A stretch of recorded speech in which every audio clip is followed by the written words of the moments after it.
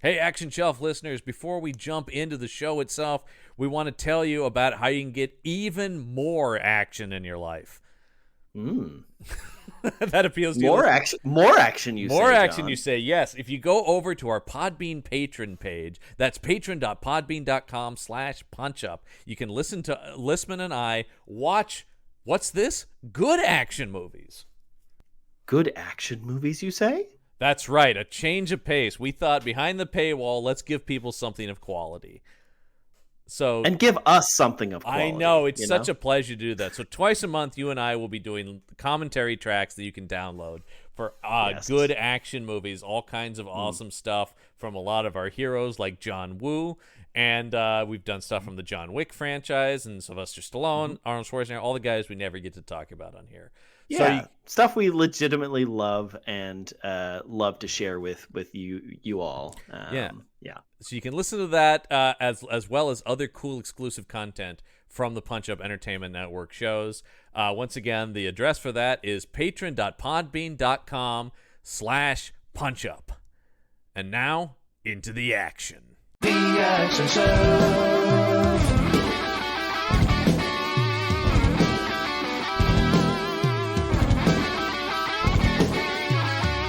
Action Show.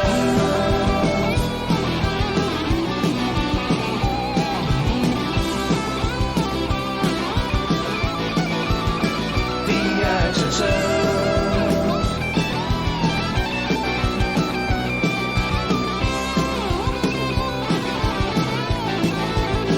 The Action Show.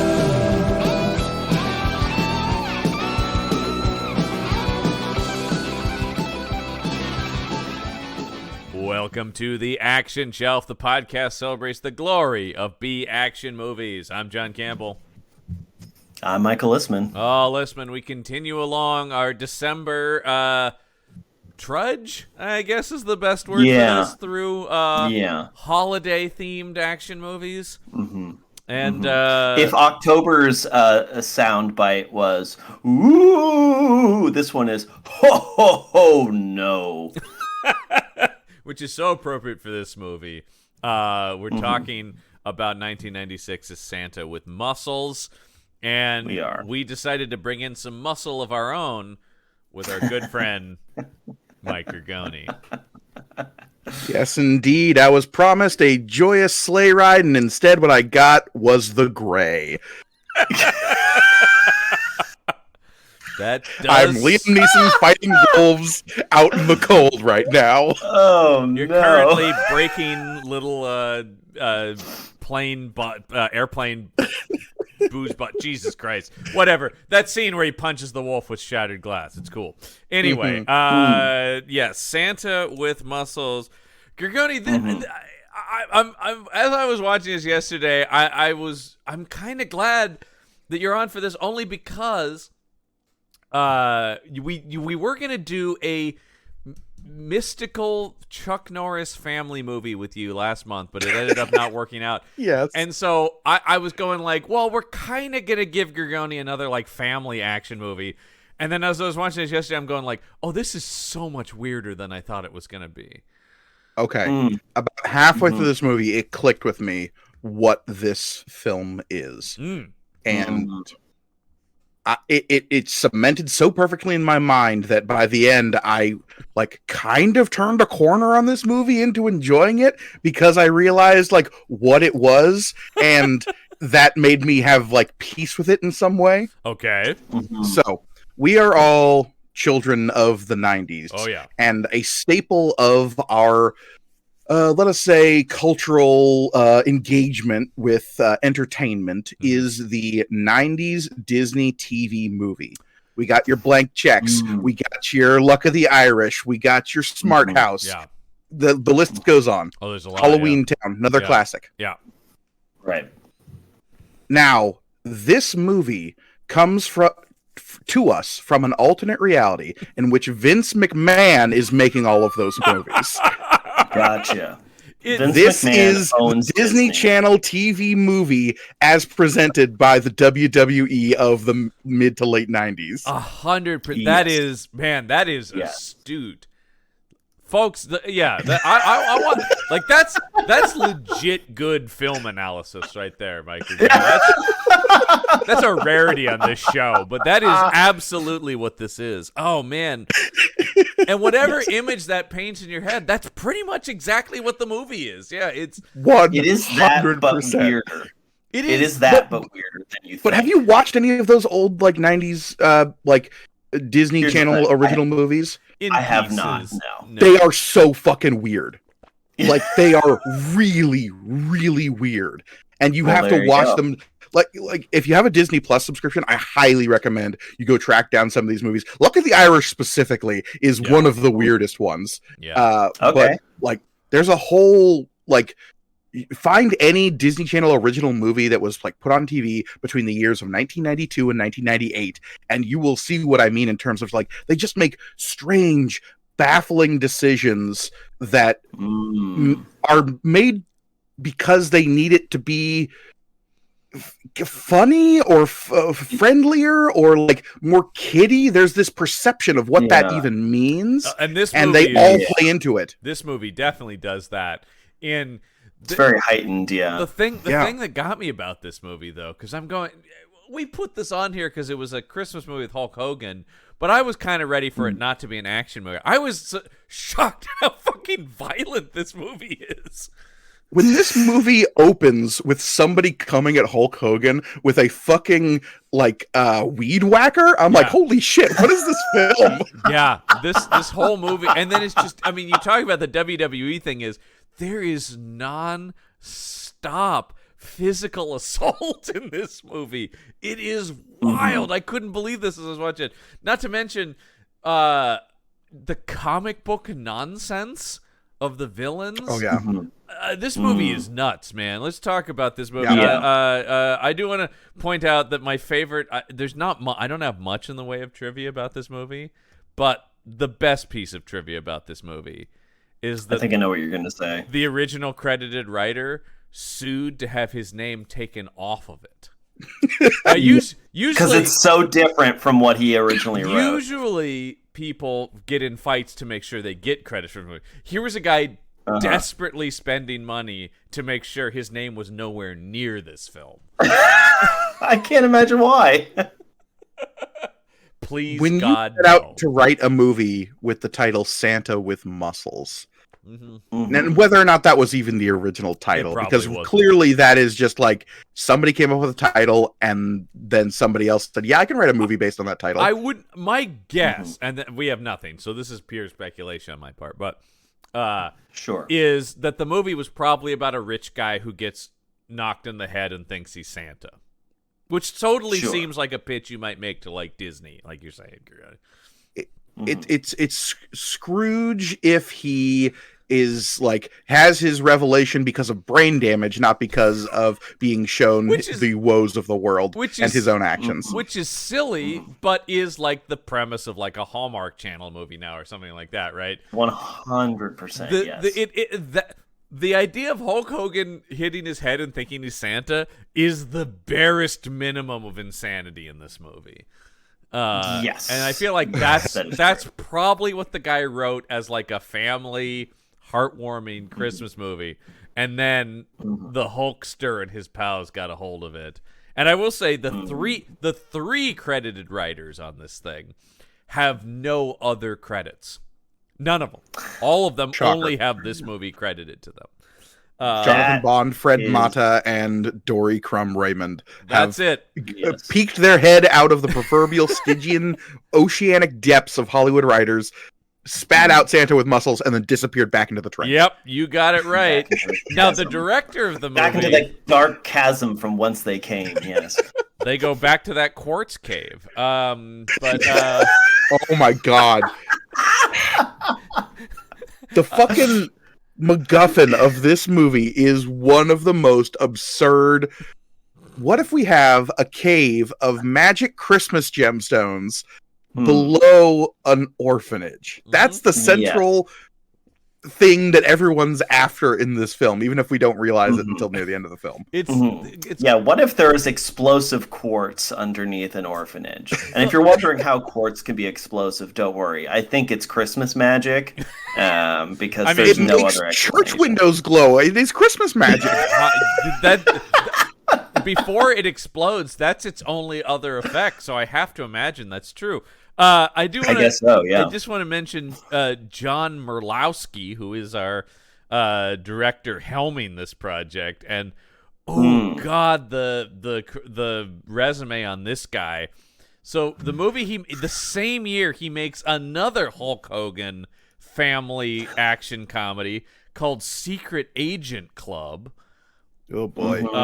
Which is literally the poster itself declares it's True Lies meets Home Alone.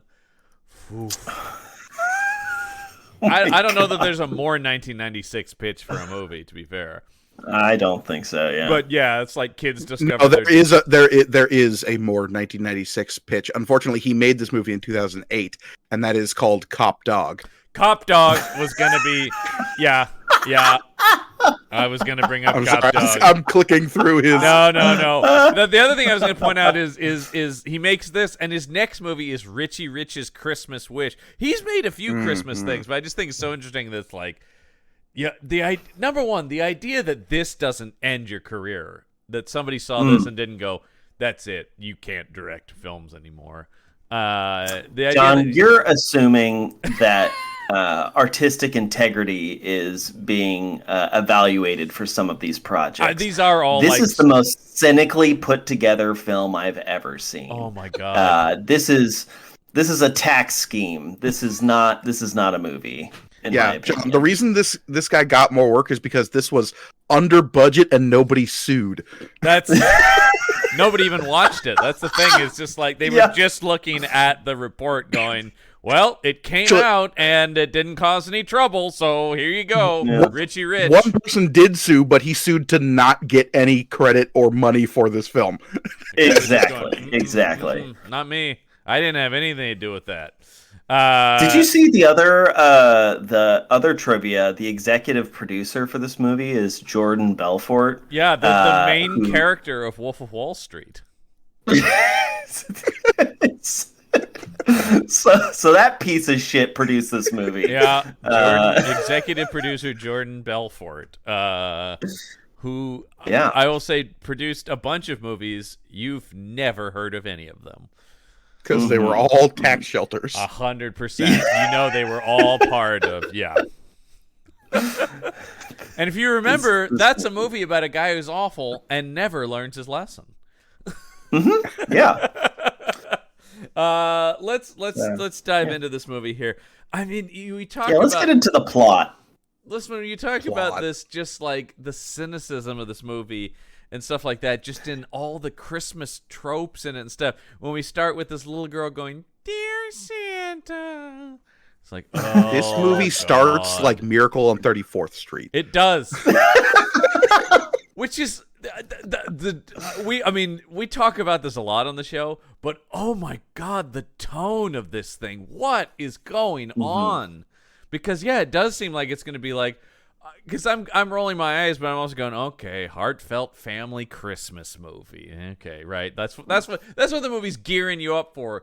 Or the orphanage is gonna close because of mean old rich Ed Begley Jr. Oh, there's a lot of people who are way better than this material in this movie. Most Fucking of all, Ed Begley Jr. being in this film is one of the most disheartening things I have seen put to screen in some time. We're just going like, I think there's a part in the movie where if you pause it just right, you can see his spirit breaking. You know what I mean? Like his will to... For the longest time, he was just being shown via a TV monitor or filmed in a single location. So I was like, okay, Ed Begley Jr. got a paycheck because he was allowed to sit in a single location and film literally all of his scenes. Yeah. Probably and then at the end of the movie, when he's out and running around and in an action scene of all things, oh my god, I'm like, no, he signed on to this. No, Ed, no, get out of here. Yeah. Well, Ed Begley What are you Jr. doing? is one of those guys he's a great actor. We love Ed Begley Jr., but he's a guy who does all kinds. I mean, the fact that the year before this, he's in Batman Forever, which was like the highest grossing movie of that year. You know, he's all over the place, highs and lows, man. And then he's in Christopher Guest movies and stuff. I mean, that's his whole career. Can I just say though, as I was researching, I'm like, what else was he doing around this time? Gorgone, are you aware he's the voice of Boba Fett on the BBC radio drama version of Return of the Jedi? That's so random. I am. He has 3 lines. Yeah, but it's just so weird. You want so random? Go look up the cast list of that radio drama. Ooh, Ed Asner as Jabba the Hutt. What the fuck? Yeah, I mean, those BBC radio drama versions of Star Wars are weird little estuaries of actors and talent who very few of them were actually ever in Star Wars. No, but but all of them are like character actors I recognize from other stuff. It is interesting, and of course Anthony Daniels, who is just like, you C-3PO in it. I'm doing it. Yeah, that's what he does, and I respect him for that. He is professionally C-3PO. Yes, but you've also got, and then, but I will say, the embarrassment on Ed Begley Jr. is nothing compared to Don Stark as Lenny the Elf. Yeah. And who would have guessed this was a little prequel to that 70s show? In several ways. He's one of those character actors where you see him and you go, oh yeah, I've seen him in some stuff. And yeah, that 70s show is definitely where he like was a face for the longest time. Sure, yeah. Bob but he's been in tons of stuff. Yeah, sure. I mean, you know, he's Nicky the Nose in Star Trek First Contact. I mean, he's one of those guys where you look, he's been on every TV show and in a billion movies. But there's so many sections of this movie when he's doing little dances and stuff where I'm just going, Jesus Christ, man. I know you got to eat as an actor, but my God, your dignity. Dignity was not a concern for anyone involved in this movie. No. You had to sign away your dignity as part of the contract for being in this film. It's right here. Okay, let me see that check again. Okay, I guess. Because also, you will never be taken seriously ever Clint Howard is another one where you're like, oh, God. And I've seen Clint Howard be like really silly and stuff. That's kind of like his shtick, is being a silly little side character in stuff. Absolutely. But he's in it right at the beginning, and then when he came back later, I was like, oh, right, you're in this. Yeah. I had forgotten in the hour he's off screen. I had forgotten he was in it. For those who don't know who Clint Howard is the probably most famously identifiable as the radar technician who has the boner joke in the Austin Powers movies. Yeah. Yes. Yeah. He's been in a ton of stuff, but that's probably what you can like visualize him as. Yes. I mean, and he's of course the brother of Ron Howard, and in every Ron Howard movie. So you've seen Clint Howard, even if you don't know who he is, because was he in Solo? Yes, he's in Han Solo. Oh, he was the guy. Han Solo. Okay. He's the guy running the robot fighting ring when they go meet Lando at the Sabacc game. Ron pretty much diligently puts him in every movie. That's very sweet. Yeah. I highly recommend. And this is what people come to the Action Shelf for: book recommendations. They together just released a memoir called "The Boys" about growing up, because they were both child actors in Hollywood. One of Clint Howard's famous parts is in the Corbomite Maneuver, the episode of Star Trek where he's the little baby with the man's voice. Yes, Kirk. Ha, ha, ha. If anyone remembers that episode. It's a weird episode, but it's little baby Clint Howard. But yeah, he has nothing to do here but be silly, bumbling. He's playing the Don Knotts part in this. Yes, absolutely. It is sort of like... And then another Star Trek connection, Robin Curtis, who played Savik in Star Trek 3 and 4. She's the woman who owns the orphanage here, or runs the orphanage. Robin Curtis, and then just an original Saturday Night Live cast member, Garrett Morris, who has nothing to do with Garrett Morris showed up in this movie. I was like, no, get the fuck out of here, Garrett Morris. Comedy icon Garrett Morris. I mean, he's probably the funniest character in this movie, but he also is not. He does I mean, manage there's to... no reason for him to be in this movie. No, there isn't. It's a total waste of, a comedy icon that is like helped define an entire generation of comedy with the original Saturday Night Live. But I do think both he and Robin Curtis as the orphanage people come out of this pretty unscathed. There's not a lot of horribly embarrassing moments for them. They're almost in a different movie. Yeah, they just occasionally like intersects with the movie Hulk Hogan. They are giving oddly grounded performances and seem legitimately concerned about helping children. And then there's the rest of this movie. And then I think of the kids, future movie star Mila Kunis comes out of it fairly unscathed too, because she's the teenager going, "Oh, I don't believe in Santa." And that's why this movie, like, that's why I clicked into the whole Disney Channel original movie vibe of this film, because Mila Kunis's face is such like I know that person, and it's not until 10 years later that you realize, oh, that's a movie star that I'm familiar with. Right. And so many of the Disney Channel original movies had proto versions of people who would become huge stars eventually. Yeah, and then of course you have the other kid who goes the exact same route of a lot of Disney Channel original people. Aria Noelle Curzon, who plays Elizabeth, the tiny little girl in this. Yeah. To just do a bunch of voice acting. She's primarily known as the voice of Ducky from every Land Before Time thing. Oh shit, that is that's a good cash cow right there. Holy shit, yeah. There's a million of those movies. Jesus Christ. Yeah. Boy, if you can hook into that franchise, good lord. And then Adam Wiley. This was a kid I remember running around the 90s films. That face. Love that we're dealing with an orphanage. And in fact, he was in one of the Disney Channel original movies. He was in Under Wraps, the Mummy one. Jesus Christ! Yep, the one I've threatened to do over on Meet the Monsters.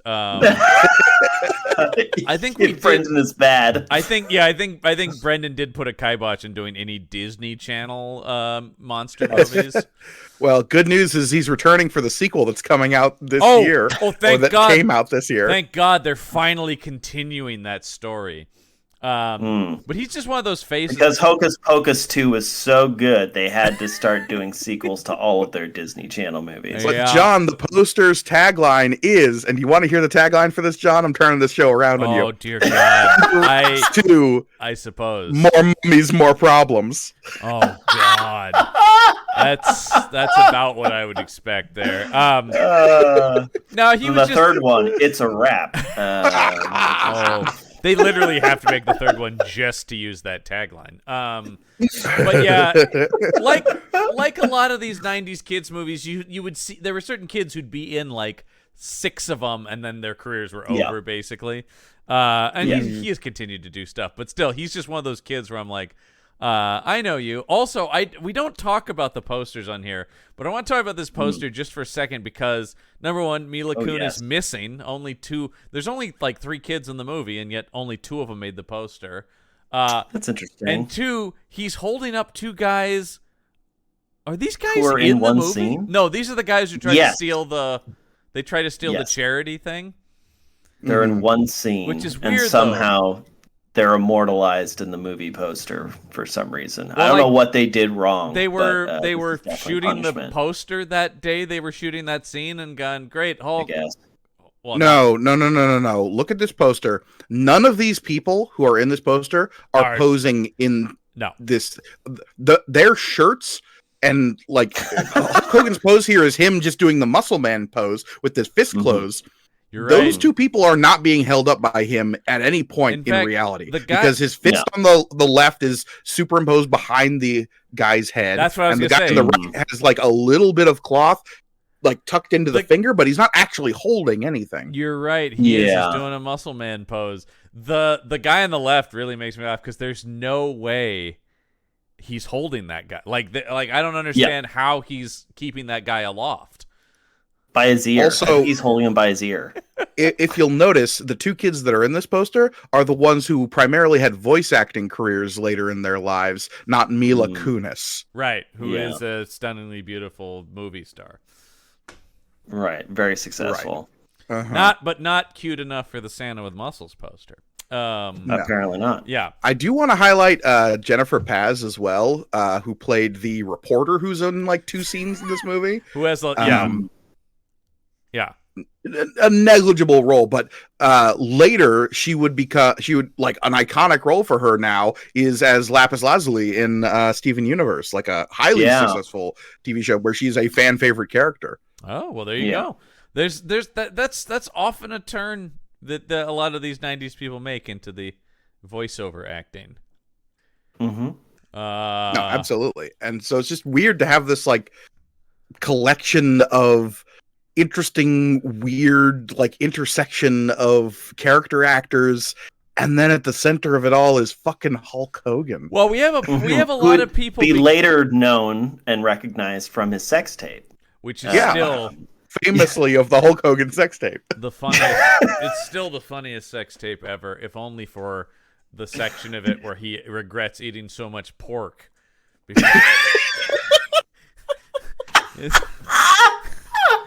Which, folks, look it up. That's so much pork. You just go like, man, Hulk's relatable, man. When he's actively doing a lady and going, oh, hold on, I shouldn't have ordered that extra plate of pork. Oh, Jesus. Oh, God. Oh, my God. How many pork sliders should I have eaten? Don't watch the sex tape, but look up there's a lot of audio. Is there a transcript? There's a great transcript. I was just gonna say, there's a lot of weird stuff about the sex tape that you can go around, from Hulk's use of racial slurs in it to the fact that he's having sex with a woman whose husband basically gave her to Hulk. It's all so weird. It is. I do think it is the best celebrity sex tape because it is appropriately skeezy in the way they should be. Like, it's just like, yeah, man, that's what you want. Total sleazebag sex tape.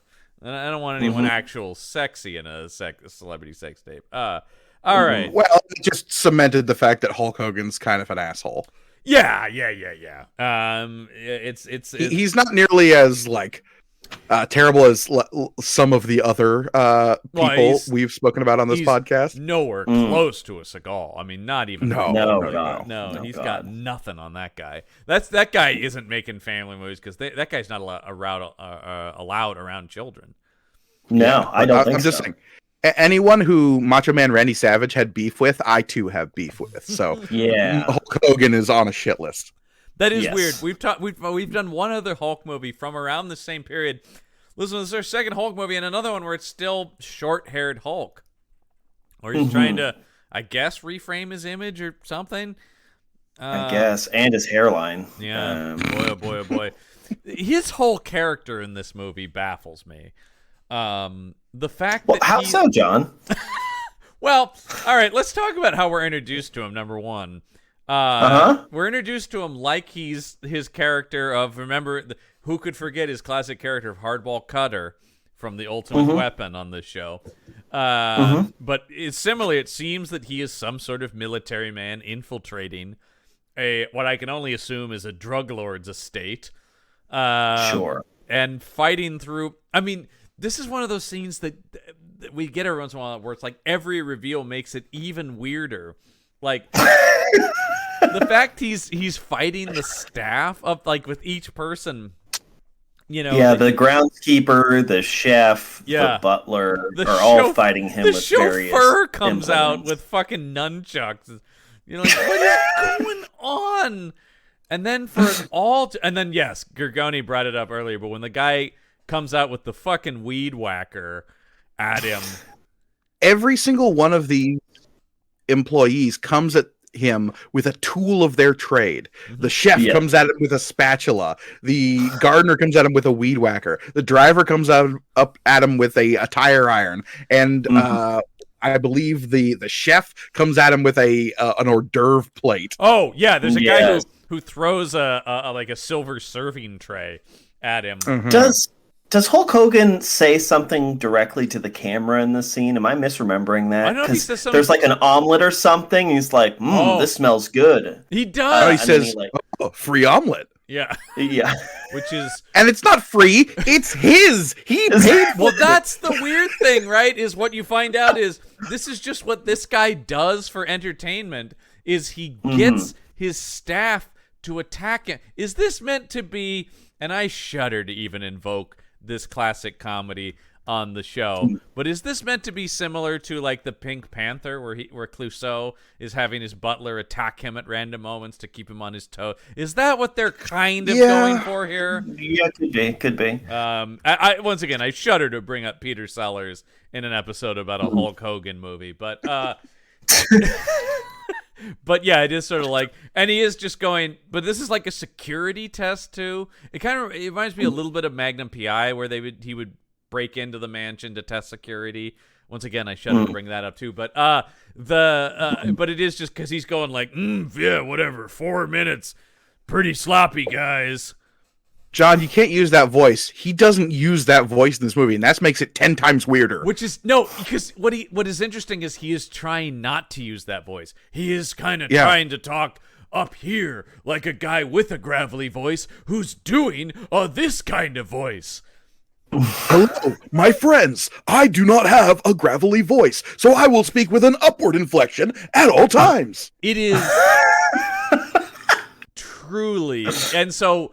No, and look, Hulk has never been a good actor. I'm not here to say that. But his performance is 10 times worse because he is so unnaturally talking that he can't deliver lines in an even seemingly natural manner because he's trying to lighten his voice to family comedy levels. Yeah, exactly.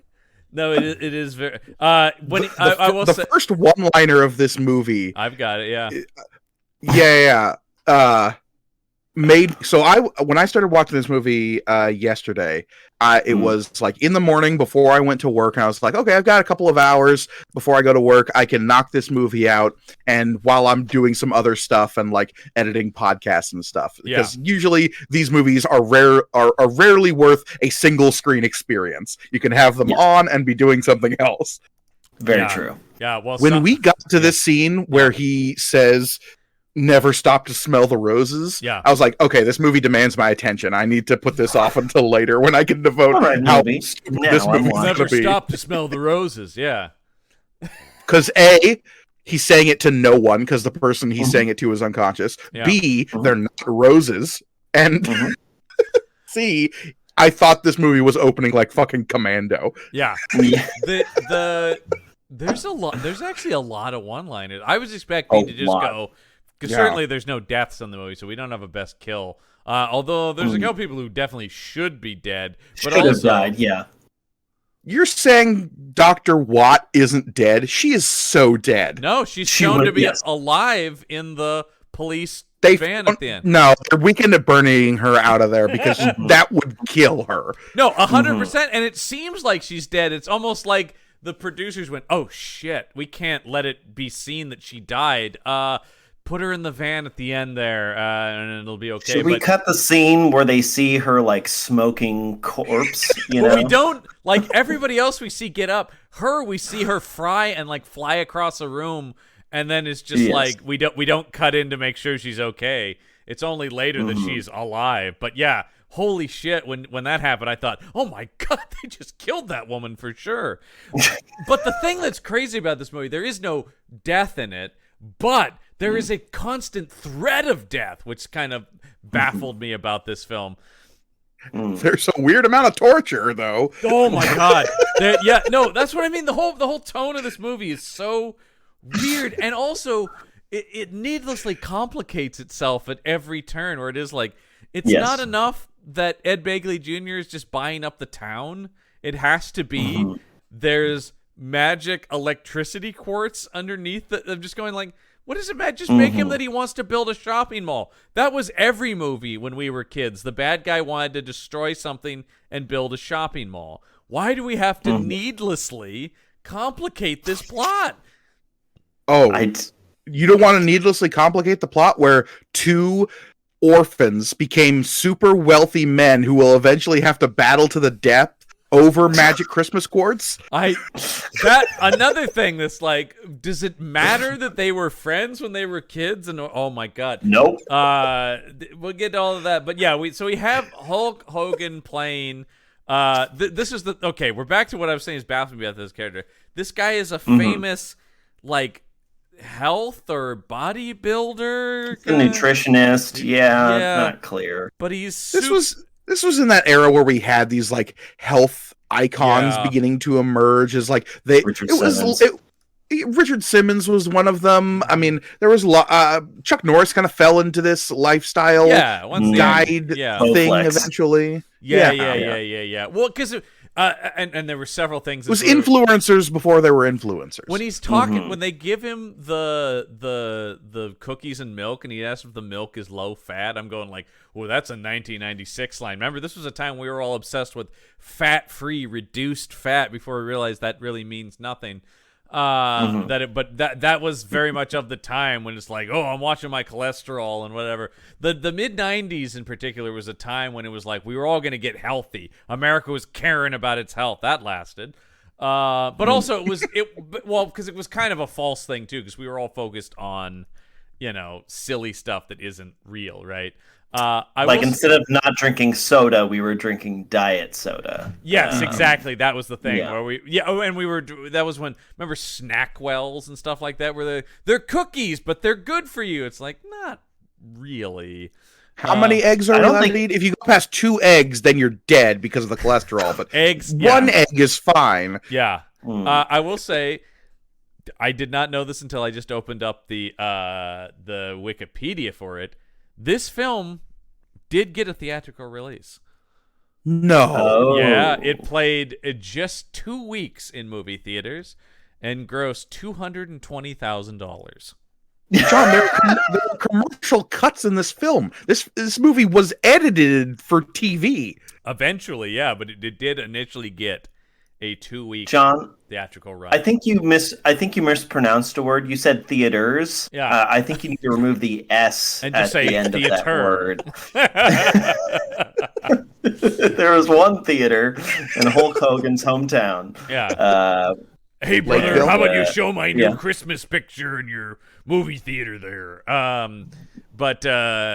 Apparently it did see just a 2-week run in, as it says here, cinemas. So some people paid to see this. And just for context, this movie came out the same year as Jingle All the Way, which I think is definitely not a coincidence.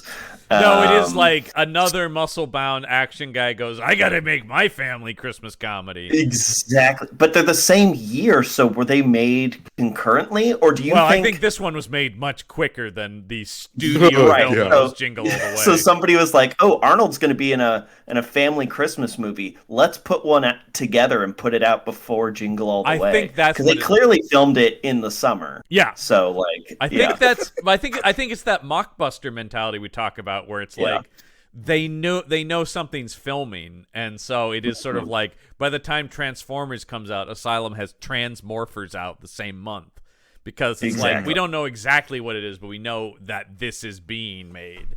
And so do you think, I bet there's a scenario where kids go to rent Jingle All the Way and their parent mistakenly grabs Santa with muscles because it's the same thing, right? And some kids like, no, I didn't want Hulk Hogan. It's something the two of you see a lot on this show, and it's something that just strikes me as peculiar every time, how 2 movies can come out in the same year, and yet one looks and feels like it was made a decade previous. Yeah. You watch Jingle All the Way, and that movie, it's not good. Oh, Lord, no. But it is, like, it looks clean. It's a film. It's polished. It's a major studio movie. It's a movie you can watch today and go like, okay, it looks fine. Yeah, no, because this movie looks like it cost $12. Yeah, it's cheap. It's also real cheap. The scan we all watched, which I'm sure did we all watch it on Tubi? Yeah. I watched it on YouTube. I watch on YouTube as well, but I'm sure it's basically the same thing. Yeah, so Yeah. when I said it was like edited for TV, like I can see the commercial cuts in the version that I saw. Yeah. Somebody watched it on TV, taped it, and put it on Tubi. Yeah. I assumed. That's what I mean. Yeah. I really do think it is the same one that's on YouTube. It doesn't really matter, but yeah. Yeah. No, and it is because it was about VHS quality what we saw last one. Yes. But yeah. So the other thing though, oh my god, the beginning of this movie, what this guy does for fun. Is there a more privileged white rich guy thing than to get the cops to chase you for fun? For fun, shoot them with paintballs, Yeah. and run them off the road. And then and I was totally watching this fine. going, this is completely insane, wildly illegal, a huge cost to taxpayers, a massive danger to those around. And then when this cop leans out the window of his car and opens up with a shotgun, I'm going, Jesus Christ! What are you... What? What? I'm sorry. What's going on here? It's a guy with a paintball gun who's driving recklessly. I'm not sure we need to raise to lethal force. Are you kidding me? Well, the shotgun pales in comparison to what they use later. Oh, we have to get there, which is, I mean, it's an action This shelf move. rural sheriff's department has a fucking bazooka. Yeah, that is an act, but that is pure action shelf right there. When just a small town sheriff's deputy can pull out a fucking rocket launcher, just like yeah, we've all got these in our cruisers, just Of in course. case. And also, this situation warrants that. This man needs to definitely be not a spike strip. obliterated. Did the opening fire on the fleeing paintballers, was that required? Shooting at No, the like guys this- who are with the second- joyriding and shooting paintballs back at the cops? The second you see this guy shoot, also welcome to this is a little bit of John's gun corner this week. This guy fires a shotgun blast at Hulk's car, right? But Yes. it produces two giant holes in a sign, but not like one blast of shotgun pellets, like one hole, two hole.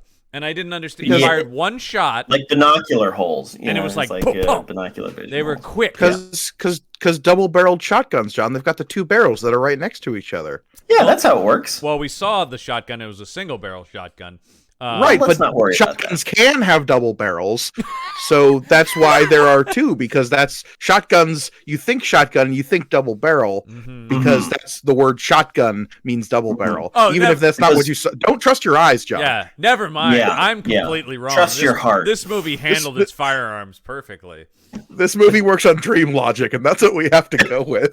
It's true. It It's so really. true. I mean, I guess this is a little early in the movie. I was still expecting some form of logic before we get into fucking comic book henchmen and or as I my called God, them in the my notes, henchmen. science goons. Science All goons. the science goons. I love the science goons so much.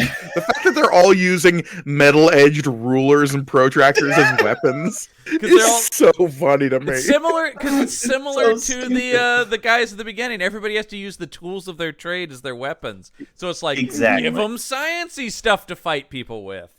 It's like if they took the edits for E.T. where they replaced all the guns with walkie-talkies and just started with the walkie-talkies. Yes, definitely. So this whole chase is going to end up in the shopping mall where I don't know. Is there an explanation as to why there's no Santa? No, Because the he's kids just are. He never showed up. I assume he died of tuberculosis on the Oregon Trail.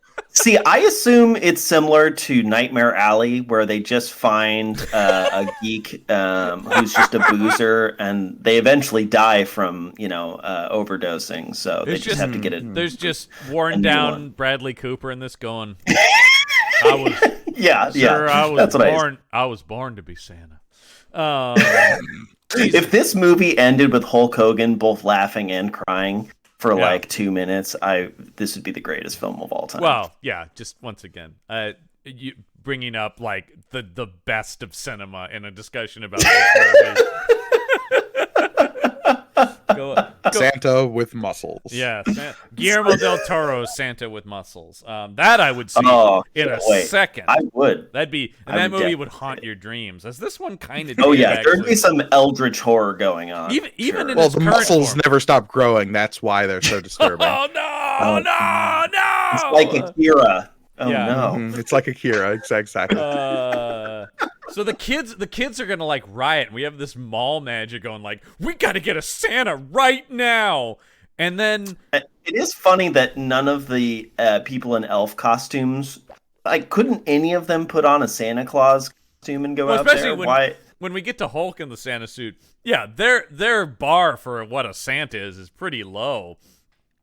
So yeah, come on, Don Stark as Lenny the elf, who is in bad debt though. Oh no, he's got gambling. They're gonna break his legs. Is kind of the attitude we're taking here, right?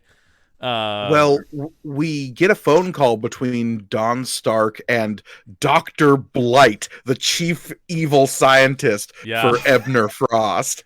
Played by Steve Valentine. He is just, leaving nothing behind. Like, he's leaving it all on the mat here in terms of just cheesy bad guy Disney villain. Well, he is. This is pretty early in his career now. He's not like a major star now, but he's a working character. I remember him from the TV show Crossing Jordan. He was on there, but also did some voice work in the Dragon Age games. I see here. This guy, Disney has treated this guy very well. Yeah. He is done a lot of voice work for them, and he recently played Dracula in the Monster High live action film. There you go, man. I mean, last year, working character actor, but yes, it is sort of like Ed Begley. Oh, Jr. he played Alistair in Inquisition. Holy shit! He plays Alistair in like all the Dragon Age games. It looks like. Nice. So that's a good gig for him. But what I was gonna say is, where you have an Ed Begley Jr. who's like, yeah, it's a paycheck, whatever. He's fairly checked out, and I mean, he's not like completely. But he's on low power mode. This guy is like, I am young, my career is starting. I am Dr. Blight. What is so? I understand there's a period of time where like scientists were often portrayed as villains, just as this general distrust of like scientific innovation. We hated science in the 90s. But why are they all scientists in this movie? Why are they all have their own specialty, like their own fields? I take it he's brought these people in to specifically handle this quartz, right? They all have skills related to. There's the woman who's an expert in electricity. There's the geologist. There's the the other guy? Chemist. He's either a chemist. He's a chemist. Yeah. No, you can tell the names. It's Dr. Vile is the chemist, because Viles get it. Yeah. There's Dr. Watt, who's the electricity specialist, because Watts get it. And Dr. Flint, who's the geologist, because get it, Flint. So it's rocks. Let me ask you this. What is Dr. Blight's specialty? Death. I'm the enforcer. Oh, and then there's also a couple of numbskulls running around, because he also has a sumo wrestler on the payroll. And that guy with the Fu Manchu mustache, who is absolutely a white dude, is Ed Leslie, who is also known as... Wait, this guy we've seen before. He's a Hulk Hogan regular. Yeah. The barber.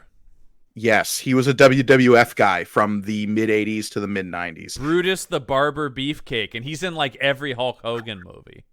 Mm-hmm. That's what. Yeah, we saw him in Ultimate Weapon. That's right. I don't remember him, but I believe you. Yeah. No. When he showed up with like the Fu Manchu mustache doing a sumo thing, I'm glad they didn't have an extended fight sequence, because it got real racist real quick. I'm also glad he didn't have any lines. Yes. God. Yeah, I think he did in Ultimate Weapon, unfortunately. He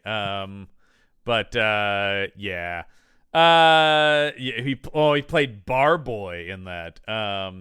I think Hulk beats him up in a bar, and I love the idea. It's like, you're gonna come be in one of my movies. I'm gonna kick your ass. in every single But- one of them. No, the reason Obviously. Dr. Blight is a deathologist, if you will, is because we overhear some of the science goons later in the film when Taylor is sneaking on to slingshot Ebner Frost to death, or I don't know what his actual plan Yeah, is. he's gonna assassinate him. He's starting his Yeah. life. He got onto that grassy knoll and he's ready to take a shot. Oh God, he is lining it up, man. He is lining that up. But Yeah. we overhear some scientists like mumbling to each other while they're hiding amongst the topiary. And I had the subtitles on because you have to with some of these movies. Mm-hmm. And they have subtitles for the just idle chatter between the goons as they're walking past. And one of them says to the other, no, you don't understand. I found the formula for pain.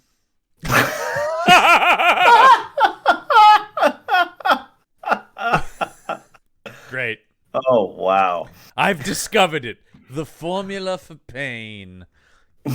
And by that I I don't mean even know what that means. I Don't hurt worry people. about what it means. It's dream logic, baby. Yeah. Like a mathematical formula? Yeah. Apparently, because in the lead up to that, they're talking about proofs and like mathematical like formula and like no, I've got this worked out. I have the formula for pain. If x equals 32, then we solve for pain. Solve for pain. Yeah. Seems like the kind of Solve thing. for pain is my new movie title. So Hulk runs into this mall to evade the police chase that he himself is completely egged on for shits and giggles, I guess. For Correct. literally no Yes. reason. Yeah. Yeah, to hide from the cops, he dresses in the Santa suit, and then is struck in the head because he hides in a garbage chute by a plastic mall Santa decoration.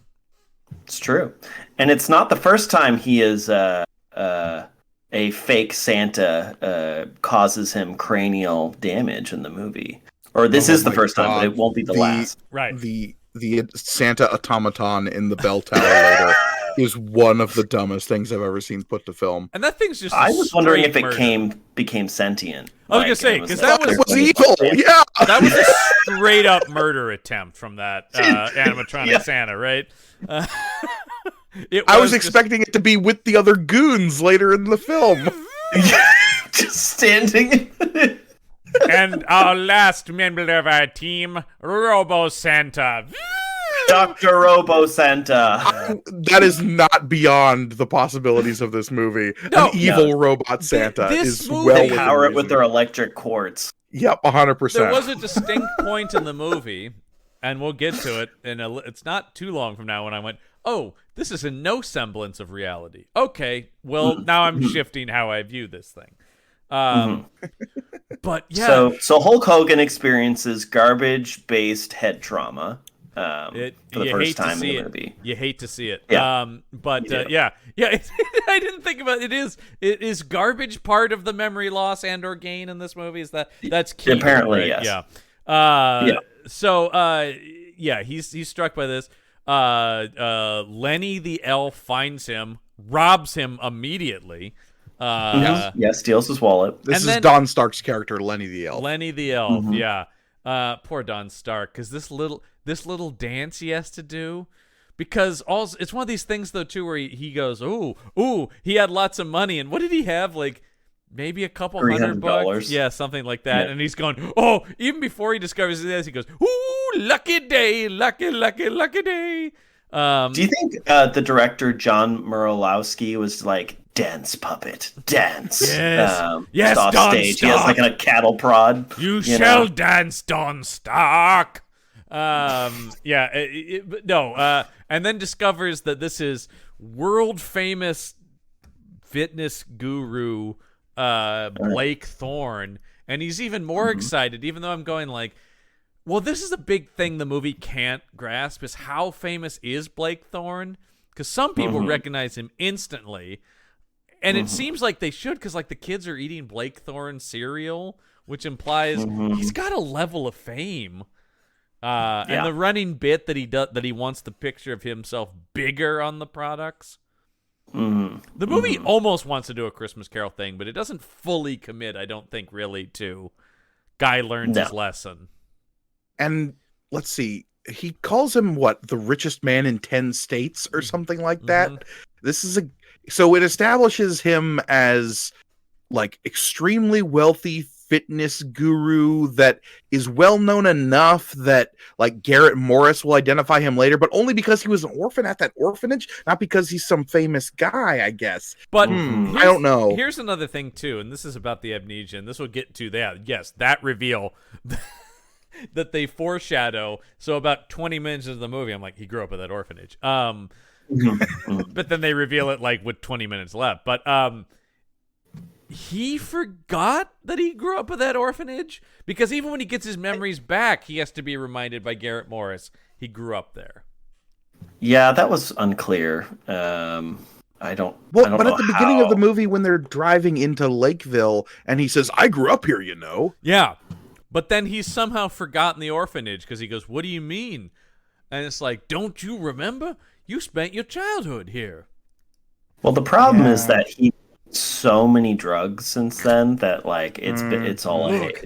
Look, Garrett, I've done a shit ton of cocaine, so like a metric. Yeah. I'm clean now, but there was a problem for a while. Look out, man. I was more coke than man for a good 10 years. Well, look, you talked about Jordan Belfort being one of the producers of this movie. I don't doubt cocaine played no small role in the proceedings here. Yeah. I can't imagine. Don't worry, children. It's snow. Yeah. Some of that nose powder. Excuse me, kids. Hulk and I are gonna go ski the slopes, if you know what. We've got to go take a quick break to Aspen, if you know what I mean. Oh, good. Our ski instructor's here. Dreaming of a white fresh Christmas. powder. Yeah. So when Hulk wakes up and doesn't know who he is, Don Stark immediately takes advantage of this amnesiac man and says, "No, you are Santa." And look, once again, Hulk, not a good actor, but good luck with anyone trying to play this character, because he is like, "No, I'm not Santa." And he's like, "Yeah, you are." He's like, "That doesn't sound right." "No, it is." And it's like, okay. So he thinks he's the real Santa Claus. Is that correct? But here's in Hulk's performance, it is unclear how much he believes he is the real Santa Claus.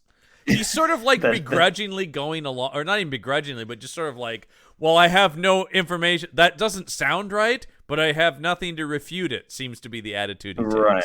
Weird. Yeah.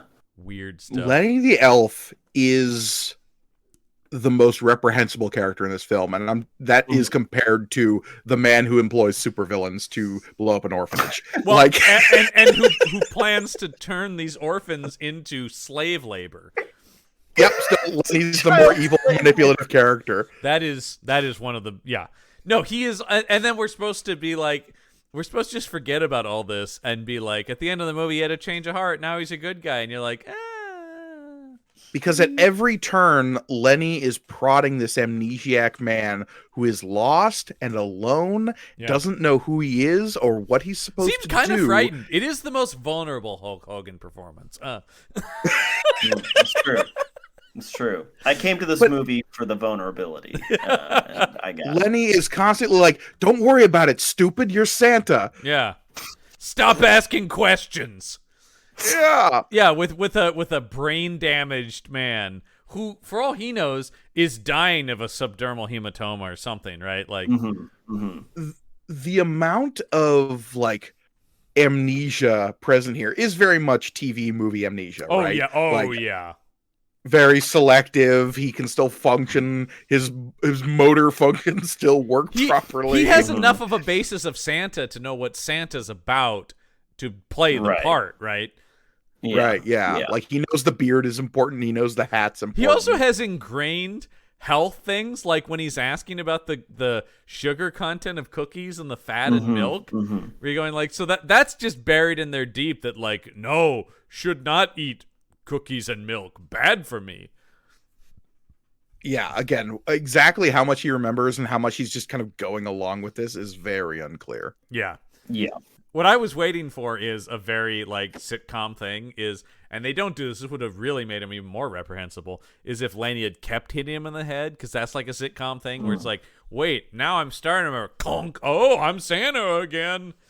I'm shocked this movie staring around a coconut. Yeah, I'm shocked. Yeah, it's a very Gilligan's Island kind of joke, right? Oh, but yeah. Oh my God, I did think. I mean, he's also an idiot, right? Don Stark, because Hulk Hogan. Well, I Oh, mean, yes. no, Don Stark when he just goes, "All right, I'm gonna go to the ATM and get all the money," and then I'm thinking, not what this movie is, but my thought is, don't you need? He doesn't have his PIN number, but we're in the future at this point with biometric scanned ATMs, Yeah, which is a thing interesting. now, but was not in 1996. I went down a Google rabbit hole about fingerprint ATMs because I'm like, oh, they are real, but they're like still not in a ton of use. I don't. Yeah. Also, I mean, to be fair, the when was the fact last that time you you could went to an pull ATM? But a working fingerprint off of a glass of milk is insane. well, that he doesn't even pull it, that he just puts the glass up to it is insane. And then two, that the problem would be, oh, it's the wrong finger. That's the scene where Hulk Hogan was drinking the glass of milk and Lenny was just like staring rapturously at him. You talk with about like operatic music. I'm like, I don't remember taking any drugs this morning. I was gonna but, say that's something is hitting right when now. we said fever dream earlier. That scene really is like, this can't be real. I am hallucinating. This is not a movie. Because it's not really clear what's happening until he eventually uses the glass to try to get the thumbprint. But it's so confusing. It's a whole runner though, and also I did think like, even if you're super rich, there's a limit to what you can pull out of an ATM. So he's getting what, maybe $500-600 out of this? You're putting this into too much realism. You got to think of this like a cartoon, John. Like yes, rich people have bathtubs full of gold. That's how this works. This thing is that just ATM was about to release just a money bag with a dollar sign on it. Again, remember blank check. The kid just found a blank check and was able to write whatever amount he wanted on it, and it worked. That's not how real life functions, but that doesn't matter. We're in Disney dream logic this here. This movie is not made for men in their 30s. No, that's right. I got to keep in mind that where it's just like, as long as you don't ask any questions, I guess it's fine. Correct. Evil Santa robot, evil Legion of Science goons, magic Christmas crystals. That's all fair game. It is interesting. Man, yeah, I think you are right in that I haven't watched those movies in a while. So in my memory, they weren't all this insane, but they probably are. They absolutely are, because I've revisited them, a lot of them. Yeah. When Disney Plus started rolling out, I was like, oh shit, all of these old Disney movies I used to love. Yeah, don't do that. You know, I'm on a continuous quest to destroy my childhood. I am aware, and I've kind of taken the opposite approach these days to be like, let's not. But there's something charming about this, like, weird idea that they all locked into about what constitutes a kid's quote-unquote movie. True, and I do think some of them do it better than others, but like, it's this strange consensus that they all came to. When we were talking about the Jingle All the Way thing too, and this, I do think, while those Disney movies may have been more insane, there is a Disney gloss that this movie is missing. This is more ramshackle in its production. Blank Check is a better made movie than this, even though it's not a good movie, and it doesn't make much more sense. But it's got that Disney money, so that's what I mean. This movie was made for $14. So to wash some money that Jordan Belfort had come into. Exactly. Yeah. Did you end up finding a budget on this, John? I never did find a budget. I only have the box office. I don't have a budget. There's very little information, I'm sure. No, it just is kind of like, you know what? It doesn't matter. I think it was intentionally obscured. Here's the thing: because it's a tax haven. This is something I think about. Do you remember this movie at all? We were kids when this came out. We would have been the target audience for this, but I definitely saw Jingle All the Way. I did not see. Yeah, that's what I'm saying. I don't remember this movie coming out. No, I. This is me finding out that this movie exists at all. Yeah, that's what I'm saying though. Yeah. But that's what I'm talking about. With the movie doesn't exist, is it doesn't even seem like they tried, because we would have been the prime audience. I saw other Hulk Hogan movies. I saw Suburban Commando and Mr. Nanny. This was one of those movies that I did see because of the eponymous action shelf at my local video store. Yes, of course. Well, that's where it would have been, yeah. And I lived within striking distance of a Blockbuster video. Yes, you did. For much of my youth. Yeah. Like within easy 10-minute walk. Yeah. And I had the fucking movie pass thing that they had where you could have 2 videos out at a time, and so long as you like returned it, and like you could get out another one for as many times as you want. And I used the shit out of it. God, those were the days, man. Those were the days. Yeah. I mean, I say that now in a world where I can see almost any movie I want at the push of a button. So I guess when I talk about those were the days, but those were the nostalgic days. So there's something very nice about it. I don't know. I lived within a bike ride to the Blockbuster, but still, it was, that was fun. Yeah. Yeah. Right.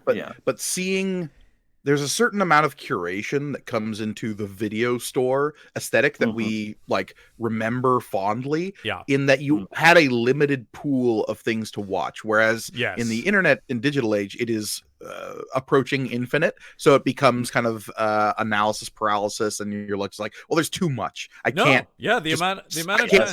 browse properly of like the milieu of the action shelf as presented in front of you. It is a weird thing. I think we've talked about this before, but it is a weird thing now where it's like I can see any movie I want, and I'm going to watch an old episode of Columbo because I can't choose all these new movies. So let me just go back to crushing weight of television that I've seen before. Like it's a weird thing where too many choices makes me go, I don't want to choose anything. But yeah, so you did see this movie, Gorgone?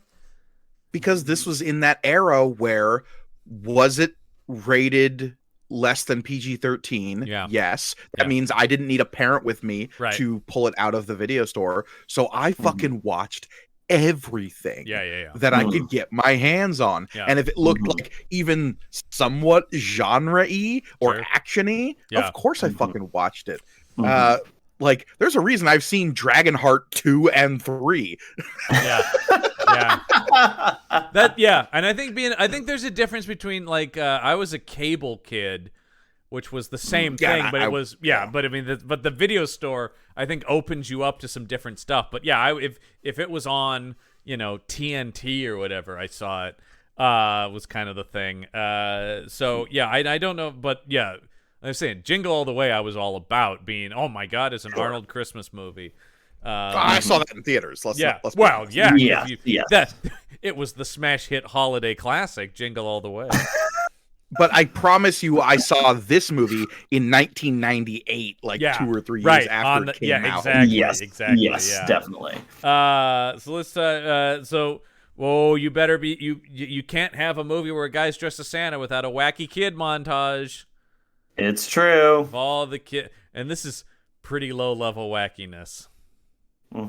Yeah. Because you have the kids all lining up to get onto his lap, and he has to be the Santa that they want and like hear them and he all their requests and whatnot. Once again, he's fighting through the brain trauma to try to approximate what a Santa should be. That's what makes this scene so upsetting to me. Is like he's clearly like Hulk Hogan, for all of his faults, clearly looks like he's a man with brain trauma a lot of the time anyway. It's the most convincing performance I've ever seen with him as a man who suffered a traumatic brain injury. Blood wasn't leaking out of one of his ears. Well, because he does have that look where he's like, "What do you want for Christmas?" Oh yeah. But oh boy, as soon as it's time for violence, he is back in, because as I described them, the two dumbest fucking thieves ever committed to film have put there's a giant fishbowl of money of just loot. I'm like, once again, that's another thing too. I'm going like, it wasn't even that full. How much money are you guys getting? There's like ones and there's pennies in there. This movie thinks that $300 is a lot of money. So, Hulk's the $85 in the Hulk is the globe wealthiest like man a fortune. in 10 states, and he's got $2,500 in his bank account. But their big plan is one of them has tucked it under his shirt like he's pregnant. They didn't even make that joke though, No. because he immediately drops it. Yeah. Yeah. And it's right in the middle of the day at peak hours of this mall full of people. The only joke is that the old woman manning the table is asleep. But I'm Or there's dead. literally She never does wake up, I don't think. Yeah. in the scene just before this, we see the stairs, the railings, the floor of the mall just packed with children, and then we immediately cut to, well, we had to send all the extras home because we're not going to pay them, so now the mall is barren except for this sleeping woman. But then they'll come back to see after Hulk has beaten them because they've just clearly gotten these wide shots of reactions. Which is, the mall is either full or completely abandoned depending on the shot. Right, because there's two asynchronous realities happening simultaneously, I think. No, this whole One movie in which Vince McMahon took over the Disney Channel, and one that we live in. Yeah, the movie, Exactly, the real world. The document of the film itself is shifting realities as we're watching. Exactly. It's a yes. trip. It's a think piece. This for is sure. a real mind-bendy movie. So they drop this, and they're like, "Oh no, those guys are stealing from charity."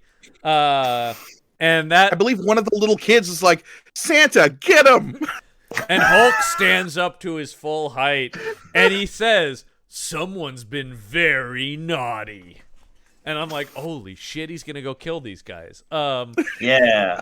I wish. Well, because they then come at him. These two little weaklings go, even if you don't know the situation, Hulk Hogan is a gigantic man, right? How tall is Hulk Hogan? I don't That's a know great question. offhand. Let's see here. If I can He get is 6'4" Yep. and a quarter, according Yeah. to Pretty tall. That's IMDb. pretty So, tall. so I've got him listed here as 6'4", 302 during his wrestling heyday. So he's 1.94 meters is what we're dealing with here. He is a wall of a human being. Like he is just, Yes. and these guys are like, fuck him up. Well, he's dressed as Santa. That makes him weak. Well, because one of Yeah. them, this movie has a lot of like back-to-back one-liners, and this is one of them because he says someone's been very naughty. Then when they come at him, they said, "You gonna give us a lump of coal?" And he goes, "How about 2 lumps?" And then he pounds the life out of these guys. I actually love that line. How about 2 lumps? And as an entire mall cheers on Santa, just decimating these men. If you saw 6'5" Santa Claus beating the shit out of 2 punks, Yeah. you would cheer. Hell, I yeah. certainly would.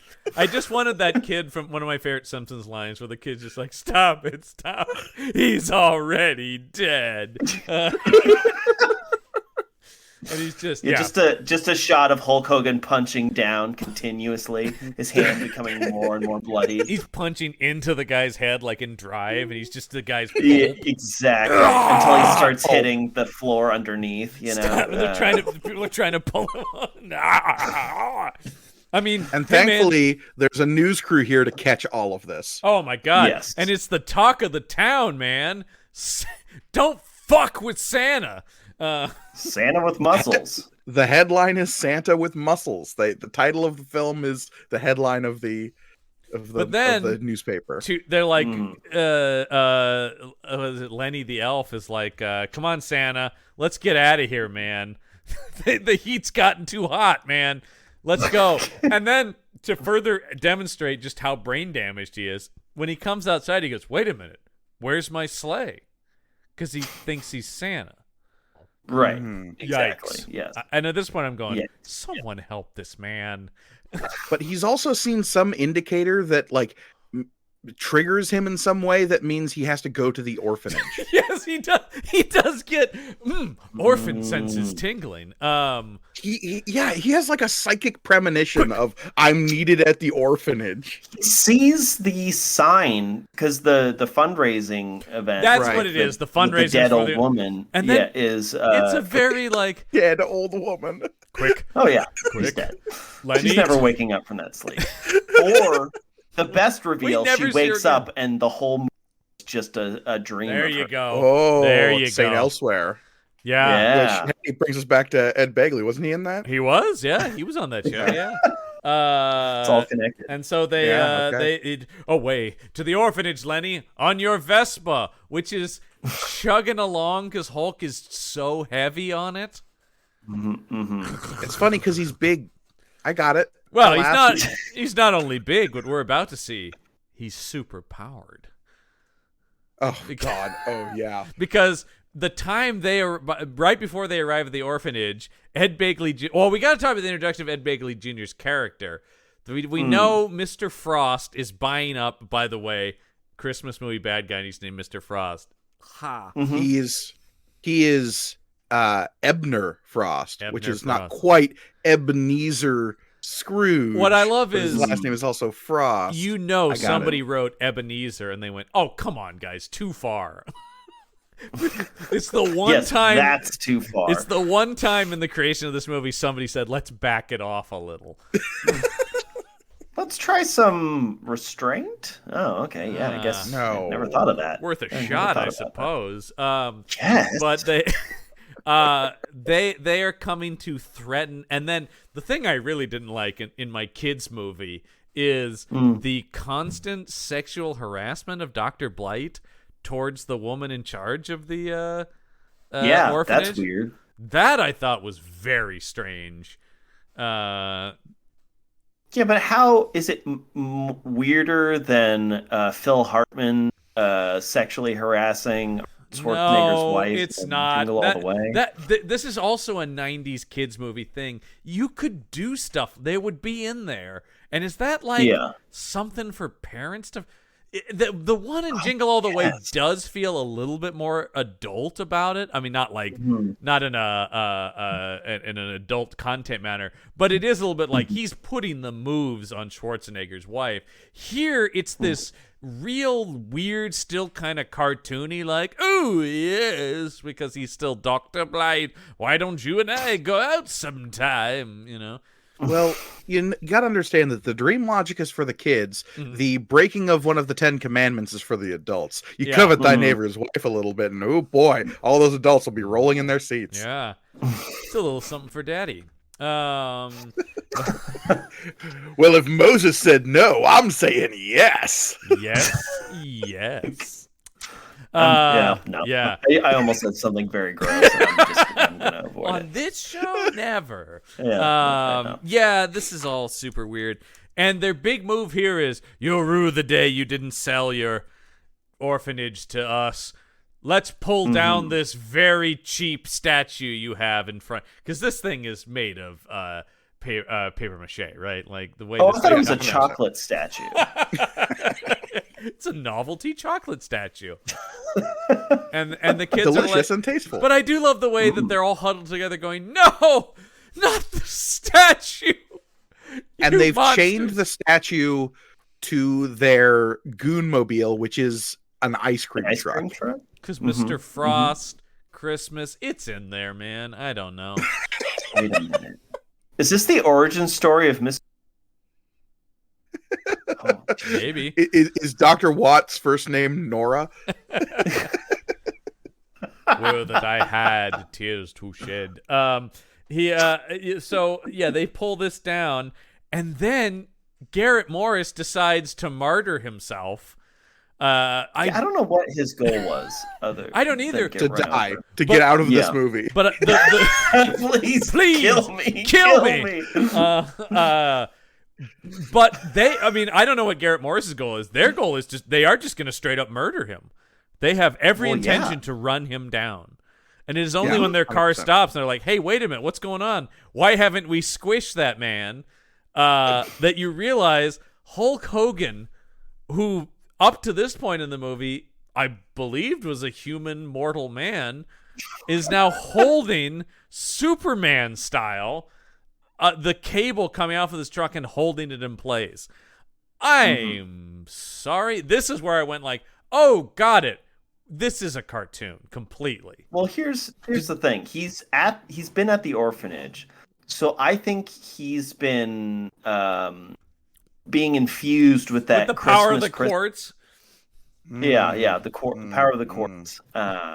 May the so quartz it's his, be with you. Yeah, exactly. I'm trying to look. Did he ever actually play Hercules in anything? I don't think he so. did, but it does seem like kind of an obvious casting choice, especially in this era. I mean, it would have Well, been they a already got movie. Don't get me wrong. Oh, but, no, like, he would have been bad. I'm just saying it would have been an obvious casting choice at this time. Yeah. I don't think he would have been. He played Zeus Ooh, in that's- something called Little Hercules in 3D. Oh no. Oh, we all remember that classic. can- Oh, Who could what is forget? this movie? Elliot Gould is Socrates? What? Okay. You lost me, and then you got me right back. Uh-oh. Elliot Gould is Socrates. Oh, That's what that's what when I think of Socrates, I think of a 1970s New York Jewish man. Oh boy, the plot of this movie. Little Hercules goes to Earth to experience life as a real boy, leaving Mount Olympus for Burbank, where his time leaping sparks a chain of culture clashing misadventures. To Burbank. Ooh. It's something very funny about Burbank specifically. He's going to attend the taping of the Tonight Show in Burbank. I God. wouldn't be surprised. There's a lot of Hulk. There are more Hulk Hogan, as I've been doing research for the show. There's more Hulk Hogan movies than I thought, and I don't know that that's a good thing for us to watch. But Yeah, if we can maybe skip this one. Yeah. oh, no, I'm not talking about that. God, we're not watching that. Okay, But yeah. Anyway, but just like the vast majority of Hulk Hogan.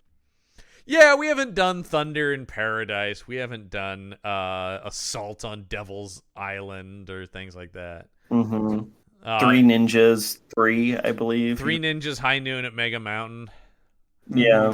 Yeah, that's Yeah, 98. I I was do going remember to say that's in the same era because that's also short-haired Hulk and that.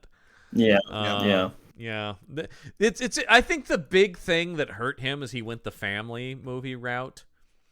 Not that he would have been Yes. good, but ideally he probably should have been like, in an Arnold movie or something like that. He should have done the Jesse Ventura thing and taken supporting roles in other people's movies. Or if he'd gone like Yeah. They Live kind of Yeah. Rowdy Piper kind of route. Yeah, he kind of tried to do that. That was what we talked about with The Ultimate Weapon, was his attempt to go like, no, I'm like an R-rated action hero now. And everybody's like, no. You're not anything. Well, at the end of the day, it really wouldn't have mattered because the guy doesn't have the chops to back it up, really. Yeah. Yeah, no. So I love this. He saves them, and the kids are just like, yay, Santa, come live with us. And that's cool. Do I have a home? No. I don't know. Then you talk about, they go, where are you staying, Santa? Along with this. The adults are like, okay, Santa, you can live with us, I guess. While the kids are wrapped up in the fantasy, the adults are like, totally accepting also of this fantasy. Not really Yes. questioning the strange man calling himself Santa who they're welcoming into their empty orphanage. When all the adults are alone with him and they're going, well, what's your name? And he's like, Santa, like totally sincerely. They're like, oh boy. And then also, well, don't you have a place to stay? I don't think so. So, homeless, confused man. Yeah, come live with our kids. This to go like the Miracle on 34th Street route, where it's like, okay, this guy who's claiming to be Santa, but all the adults are like doubtful and questioning, but all the kids are wrapped up in the holiday magic. Right. But isn't the point of Miracle on 34th Street that he actually is Santa? Correct. Isn't yes. that the spoilers? But yes, spoiler? spoilers But, for that movie from the so We 40s. all knew Richard Attenborough was Santa, and yes, I prefer the Richard Attenborough version. Okay, Of course. that's an opinion. It's all right. I think it's all right. But the original classic is still the best. But anyway, yes, the whole One point of is those Santas made dinosaurs, John. That's all I'm saying. Well, I fucking love Richard Attenborough, the actor. Yeah. Yes, the point in that is he really is Santa, and the whole point is that they, belief in magic. Here, he is a mentally damaged man. And also, then the idea, I never understood the jump to, and my elf shall live here too. Because and he clearly reads as like a skeezy like slime ball. Hey, how you doing? Like everything is just like, I'm with Santa here. And every time from the North. Yeah, we're definitely not going to do anything to those kids. Definitely not. I mean, it's just like, of course, the orphanage with the 3 kids. With the 3 children, yes. Yeah. And they're just so cute. They're such cute kids. So plucky, except for one of them's real upset he doesn't have a family. Because the boy is just like, yeah, we're still here at Christmas because no one wanted us. Well, yeah, that's the dropped line there. Is like, well, we used to have more kids, but when everyone started leaving the town because Mr. Frost was buying everything, we tried to ship all the orphans off, but these 3 weren't wanted, even though they're the most picturesque, cherubic, like... Yeah, they're all such perfect movie kids. Yeah. Yes. So how... Yeah. No, we don't. I just love the idea of an orphanage going, like them trying to go to other orphanages and stuff. He's going, we want him and her and him. Ooh, not those 2. It's like getting picked for a sport, like a team when you're in like elementary school thing, Yeah. And it's very much like that. It makes me wonder what like Rhodes scholars and Juilliard professionals they had else. If these were the leftovers, models of perfection were also at this orphanage? There's just a kid at a piano and another kid is doing perfect pirouettes and stuff, and they're going like, "Oh my!" I'm not convinced the other children weren't sent off, and like there's no evidence that disproves that. Ed Begley Jr. got all the other kids, actually. Exactly. Let's talk about the scene. So the implication is Ed Begley Jr. has bought every building in this town except for the orphanage, and we see him buying the last building before that when he literally hangs a man in his yard and tortures him into selling his shoe store. Yes, correct. Yes. However, if everyone else in the town has sold their stores and conceivably moved from the sound of it, which is insane. Who's he selling? Why there are no extras in this film, John? Well, yeah, that's exactly. Why. But I'm saying, like, why was the mall fill if everyone's gone? Yeah, well, there's a good point too. And they're from out of town, really. Yeah, it's a tourist the only thing. Mall for miles. But I was just gonna say, if everybody in this town is quote unquote gone, why is this guy desperately trying to hold on to his shoe store where he has no customers? Why doesn't he just, or maybe he should move to the mall? Seems to be bustling in there. Well, yeah. I mean, this is classic, like, what is it? 8-legged freaks scenario of like, we have this big mall, build it and they will come. But kind of in reverse, where it's like, I need to buy everything except for the mall. Did he own the mall too? I don't know. Probably. Unclear. I don't really even understand who or what he is. He is evil. He is rich, evil guy. He's just evil, rich. Who doesn't like germs.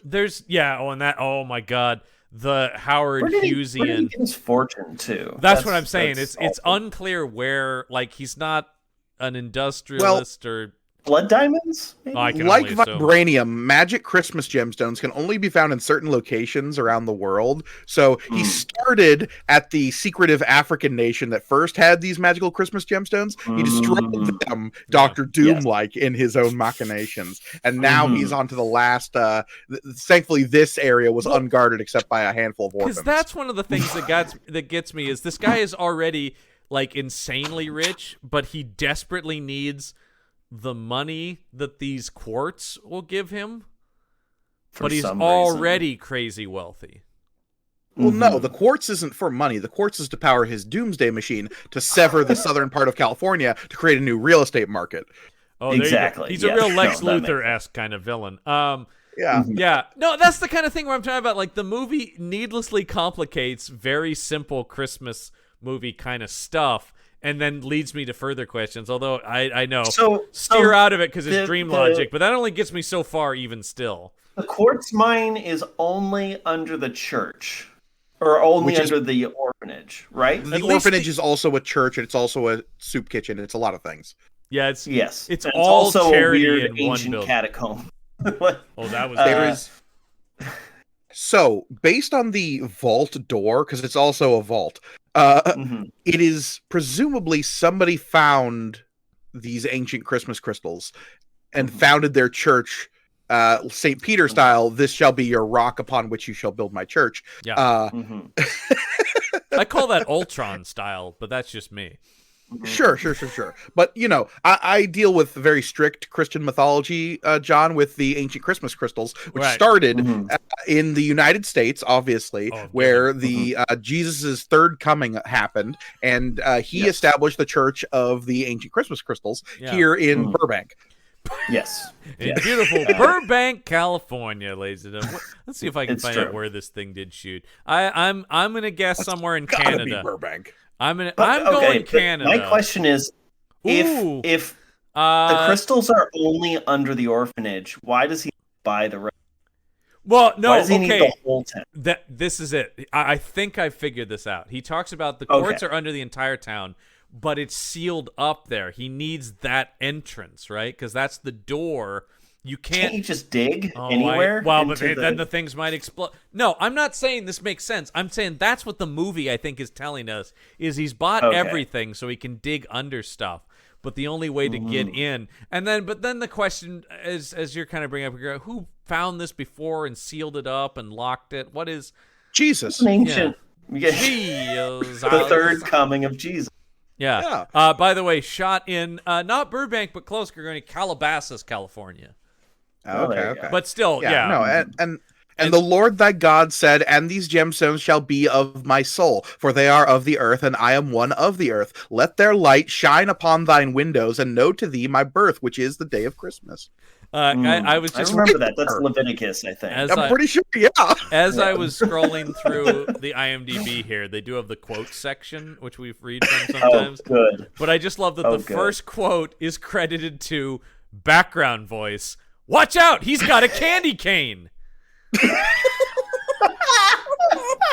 think that's the first time I've ever seen an off-screen extra get a quote in background voice. Watch out. One of the things I love about this is that no one other than those involved in law enforcement uses firearms of any kind. No. Everyone uses weird, impractical, improvised weapons at every turn, Yep. except for law enforcement who has Stethoscope. shotguns and rocket launchers. Yeah.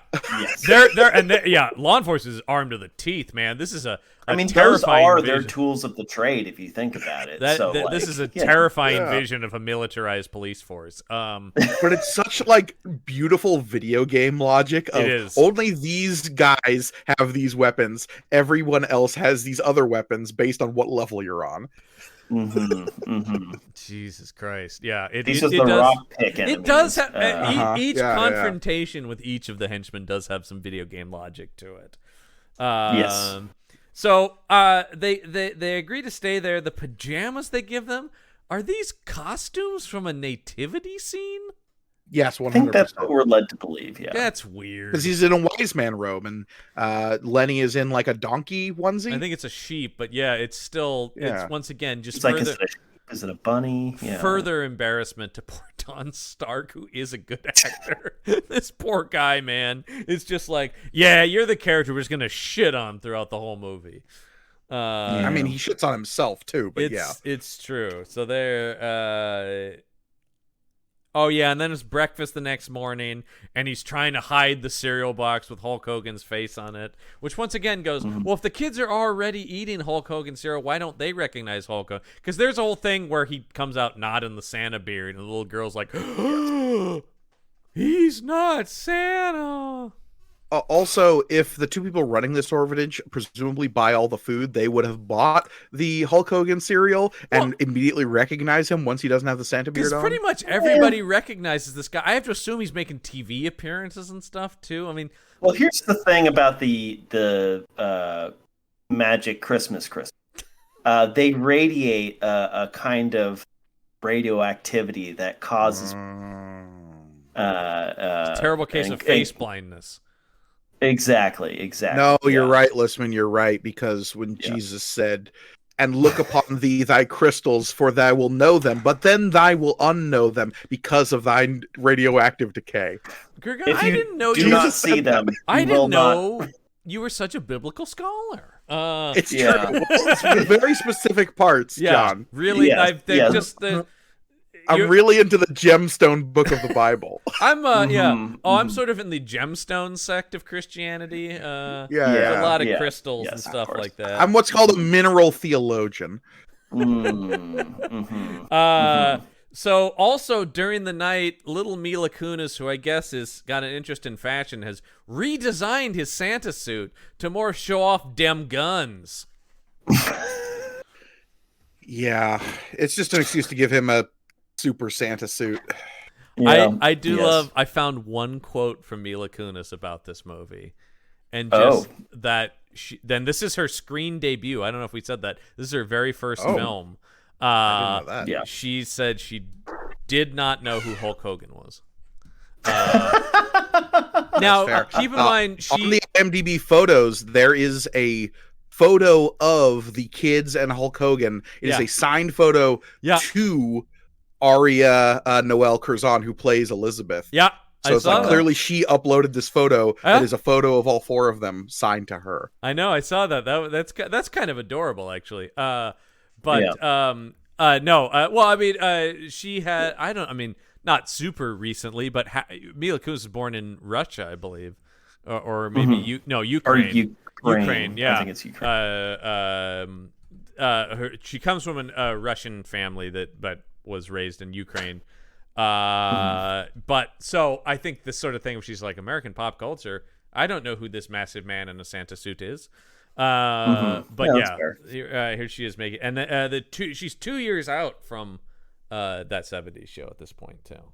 Oh wow. She looks so much younger in this than she did at the start of that. Well, that 70s know. show, she was 15 when that started, so she's 13 here. Whoa. She was Yeah. far and away they talked about that with because of course now she's married to Ashton Kutcher. They talk about well, were there any sparks then? It's like no.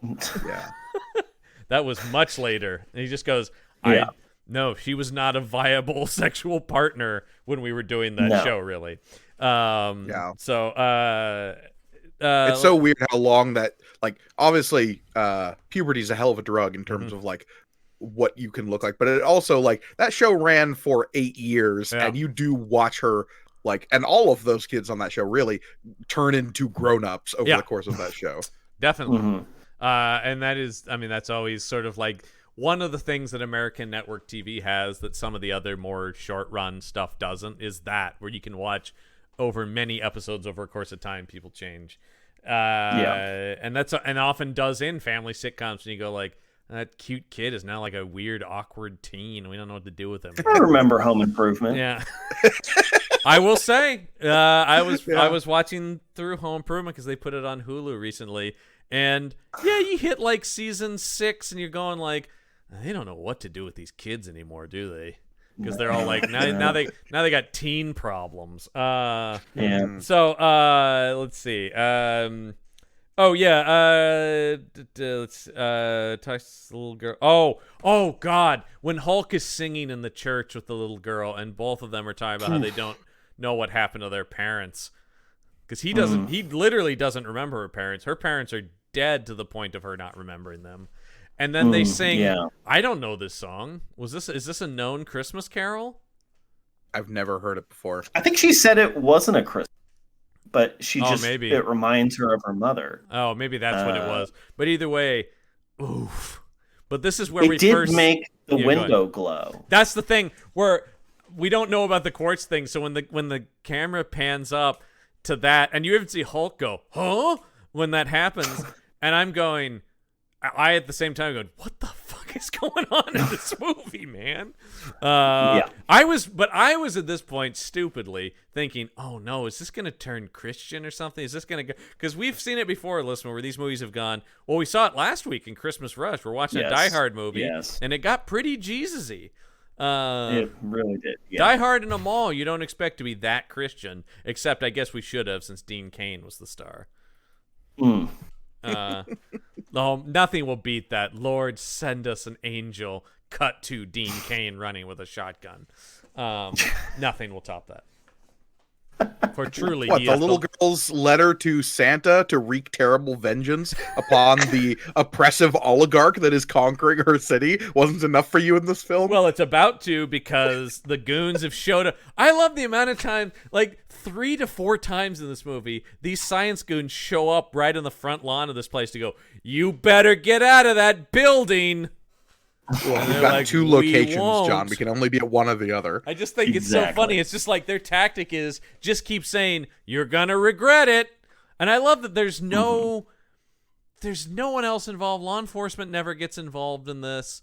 Because Well, even they own the Santa town. Claus, yeah. Yeah, they no, own the town, John. I know, it's just so, but it's so weird. There's no legal repercussions, and it's just them going like, "You're gonna sell that building." They're like, "No, we aren't," and it's just they're at a standstill. It's a Well, stalemate. if you Let's get spend- into the weeds, go ahead, Mike.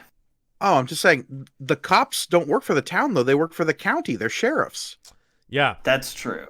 That's true. Well, Does he own the county then? Ooh, that's a good question. Well, that's Okay. well, no, because then Does there's- owning property give you Okay. authority over the police? But here's the Does- insane thing: Are they a private police force? at the end of the movie, when they're doing the rap, and then the police are talking to Clint, or the news is talking to Clint Howard, and they go, Yeah. "Well, you finally caught Ebner Frost and his gang. Finally caught? They've been wanted." So they were wanted. I thought he was a criminals, yes. legitimate businessman doing evil things, but but now it makes it seem like. And also, what do you mean finally? Everybody knows where he lives. So when he was buying up the town and signing properties over in his name, nobody thought, oh, there's that wanted. He's purchased an entire town. Yeah, that's the thing. That really baffled me when they said that, because I thought it was more of a Lex Luthor thing where it's like, well, I'm a big businessman and I do the evil stuff kind of in the shadows. But we never get a sense of what the world thinks until that line where they go, "You have finally caught Ebner Frost and his gang," as if for years the law has tried to catch up with him, and only now has Clint Howard. And of course, the joke there being that, and Clint Howard is lying about it, right, and going like, "Oh yeah, we just stumbled into that." What do you say? Like years of detection and focused police work, as if like county sheriffs and patrol cars are doing detective work to begin with. But it's I just love this. Yeah, I mean, dream logic. I know. I almost want to put. I did have that thought actually. I'm going. Caveat at the front of the show. We know this is a children's film, which doesn't have to make sense, but we don't have a podcast if we don't try to put some of this. But it is just, and as an adult watching it without any kids, you're just going, what? So many times, but even within the movie's hard to own follow. logic, own logic, it doesn't make sense sometimes. Well, talk about hard to follow. This scene here where Hulk goes out to confront the science goons when they arrive at the church again, and he eventually chases Dr. Blight up this bell tower because they get into a fight and he uses his stethoscope like nunchucks, and it's a whole thing. But he eventually beats the ever-loving shit out of Dr. Blight at the top of this bell tower, really punches him in the head a bunch of times. And Steve Valentine, who plays Dr. Blight, is not a big dude. He's a tall, lanky dude. Yeah. But he doesn't look like the kind of guy who can take 3 consecutive punches to the head from Hulk Hogan and not be brain dead. Hospitalized. Yeah. But instead, we get a scene where once again they're fighting in this, and this director is trying to sell this. He's got a circling helicopter shot of the tower, dun dun dun dun dun dun dun dun dun dun, it's this big exciting fight scene in a James Bond movie or something like that. And then there is a part though where he's holding him. Eventually, Hulk Hogan is hanging over the edge. And Steve Valentine's going to knock him off because he says, "Oh, Santa, you slay me." And then I did think well, he's not going to go. Little do I know, Hulk will go off of this tower, of course, but not at the hands of Dr. Blight. Reason possible, yeah. Also, who put these animatronic Santas? Was Garrett Morris lugging these things up there to go, "Oh, the town will love this"? I mean, I got to assume, right? Yeah. That or they made the kids do it. Yeah, get up there, Mila Kunis. Come on. Or it's a plant. This animatronic Santa is a plant. That's what and I'm does in saying. fact work for Yeah. Frost. Because Hulk regains his footing, but then only to be shoved out of the tower by animatronic Santa. Well, because he's victorious. He beats the shit out of Dr. Blight. Dr. Blight is on the ground with, like, might as well be Tweety Bird circling his head. Yeah. Mm-hmm. And Hulk's gonna Only kill for him. Hulk to be standing there victorious, to be scooped up by this animatronic Santa arm, Which pretty and powerful. gently shoved out the window. Pretty powerful animatronic Christmas decoration to lift a 300-pound man. What is more powerful than the spirit of? I don't know if any of you have ever interacted with those, like, yard animatronics. I mean, here and there, yeah. Yeah, but, like, if you have something that, like, swivels at the hip, Yeah. and you grab its arm so that it's no longer, like, It'll- able to swirl, the bottom will be the thing to twist. Yeah. And so if this arm is, like, touching Hulk Hogan, I would assume that it would just twist itself off. But no, it is powerful enough to shove 6'5" Hulk Hogan off of this bell tower and into a garbage And he truck. takes a tumble here. We get like He does. whoa! And I thought, oh shit, he's dead. Or I thought, oh my god, is he now full on Superman and he'll just either fly or hit the ground and be okay? But no. I was thinking a sleigh would scoop him up. Exactly. That was my thought. Was like, no, and the reindeer show up right now. Actually, I would have a lot more respect for this movie if that was what happened. But he falls into a garbage truck. He falls into a garbage. It becomes a Thor scenario where actually he is Santa Claus, but he was cast down to Earth to learn humility as a rich health tycoon. I kind of was waiting for the turn the whole movie where he's really Santa. Like, I just expect that out of these. And once this thing gets so far into the cartoonish stuff, it's like, why not just make him Santa? Why not? Yeah. Really. Did you think that the catacombs were going to be Santa's tomb? The original Santa was buried here millennia ago, really- locked away. He was too powerful. He's a Christmas lich. Finally, I am free. After 10,000 years, Santa is free. And it cuts to the mass grave of all the buried along with him. Yeah.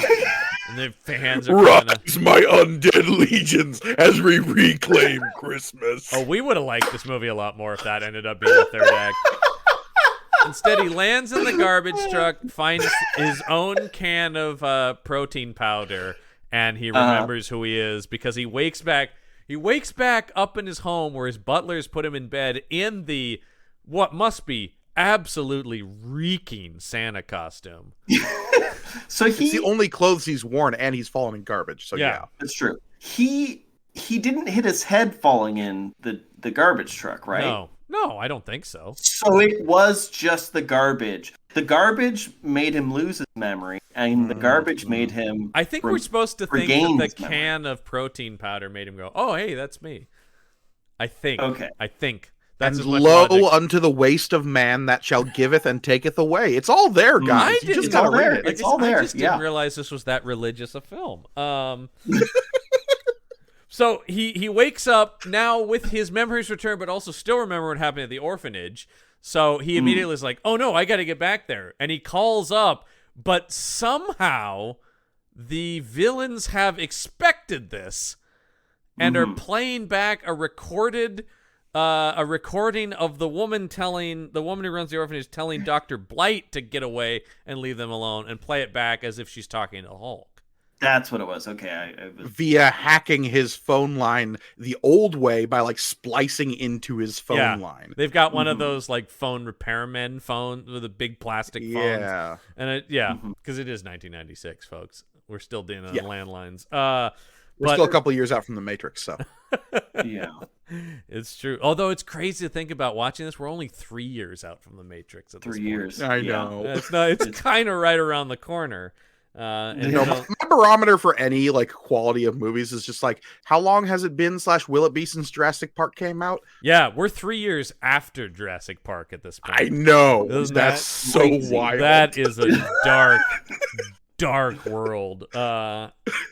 So Hulk Hogan regains his memory. Yes. However, his personality has shifted, which leads me to believe that a separate personality, separate ego was created when his memory was wiped.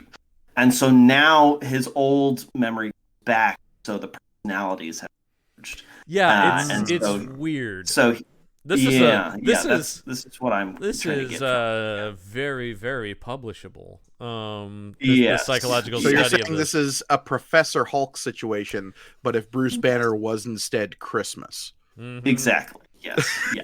Okay, got it. And now that Yeah. Hulk has been taken care of, the bad guys are like, finally, time to strike.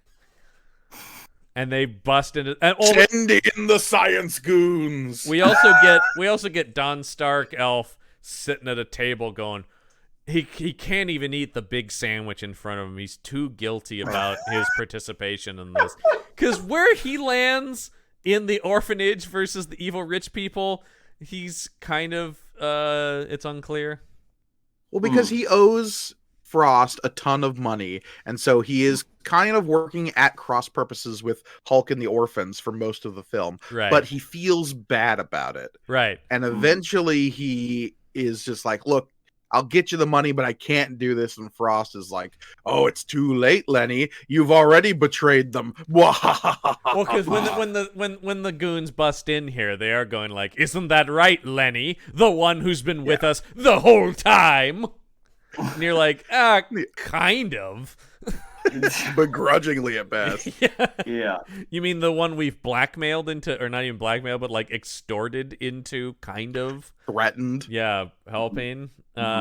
You sure do like living, don't you, Lenny? They break in, they take, and they're like, all right, that's it. Kids, don't you know the... Now, here's the thing I don't understand. Why does Hulk Hogan know the combination to the vault? Because 10,000 years ago, when he was living a life as Santa, before he was cast down to learn hubris, he locked away the crystal gemstones so that the last incarnation of Santa could finally be defeated. Before he claimed the mantle of Santa. But Hulk Hogan, who they've driven away from here at this point, right. He's the only one who does know the combination. So they're like, kids, open that vault. And they're like, we don't know the combination. And then they're like, oh, well, Dr. Slate, is it? Dr. Flint. Flint, that's it.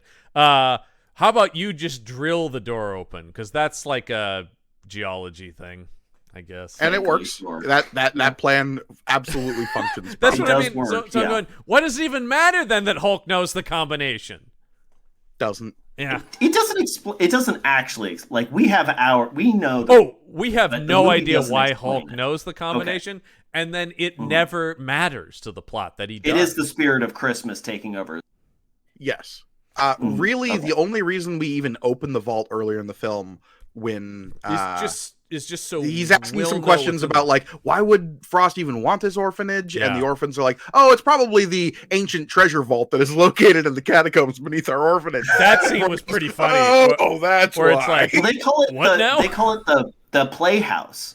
It's Yeah. like, oh, it's probably the playhouse, and then the woman's like, oh, they're talking about the ancient catacombs. where they and go I'm and just play. What? What? I did not expect this to go down an Indiana Jones route at all. Why? Are they playing with the corpses buried below this church? Like, Well, and once we do open it up and we see the magic Christmas crystals inside, they call it electrolyzed quartz, which is kind of a thing, but not in the way this movie presents. Yeah, no, not like this. Yeah. Yeah, but it is gemstones that are full of Christmas magic, and if you drop them too hard, they explode. Because if there's one thing we know about Christmas, is if you hit it too hard, you will die. I follow their metaphor there too. Be Yeah, handle Christmas that's with care, folks. Handle Yeah, Christmas yeah. with science care. works. Yeah. Good Lord. So so immediately they go, as soon as we open that door, you kids are going to start mining. And they instantly just have little miner's helmets for them. The child-sized mining caps. Oh, we had these made. And I just like, man, I understand, like, you own this town, but number one, you're going to have 3 child miners. Good luck. That's not going to go well. And 2, you're going to get away with child slavery? it implies he's been at child slavery for a while if he had these helmets ready to go. Yeah, look, we've already gone through a few waves of these kids, all right? Is this guy Think about orphans, they're expendable. Yeah. is this guy a metaphor for Elon? Do you think that this guy is like a proto? He's a proto-Musk. Yeah. Yeah, sure. Yeah. Why not? I mean, he is Yeah. he is every rich evil guy. I mean, I guess the one positive I can say about this movie is it has like an anti-corporate message. Well, no, except Vaguely. our hero is like a CEO guy too, and that's not a bad thing necessarily. Yeah, because at the end he makes his mansion into another orphan. That's not his mansion. No, that's Frost's hideout. That he then turns into a new converts into orphanage. a new orphanage. Yeah. Huh. that scene's insane. Man, but- this whole Weird. area is replete with orphans if that place filled up that quick. Yes. Where did those orphans come from? I don't know. Did they But- But- crawl a out lot of the of- woodwork? So, Just some Fagin-esque like shenanigans going on in the background of this movie that we're not aware of. I love when we cut back to Hulk Hogan and he's so depressed that the orphans don't love him anymore. And his staff is like, come on, don't you want to fight us? He's like, no, I'm too depressed. They're like, one of them actually says, but you love hitting us. Mm-hmm. Yeah, that was the chef. Maggie didn't see the beginning of this movie, but when she saw this scene, she was incredibly confused, and I didn't want to explain it because it's better. But you love pummeling us mercilessly, sir. I don't know what a day is without a broken jaw. So Don Stark is finally able to call him and goes, hey, there's trouble at the orphanage. You got to get back down here. You know, he gets a phone call out, not to the police, but quick, Hulk Hogan, come down here. You got to save the kids. And so, but they take the phone away and Blight gets on the phone with him, only so Hulk can give us this gem. And I don't mean the pun, of course, because I never do, of a one-liner. Remind me to introduce you to my two little friends, Lefty and Righty. And then he crushes the phone. He crushes the phone in his hand. And but it's the opposite. His left hand is. That's the trick. Yeah, he does the reverse. Lefty is named Righty, and Right is named Lefty. Got it. Okay. Yeah, they're named after each other's best friend, which is the other one.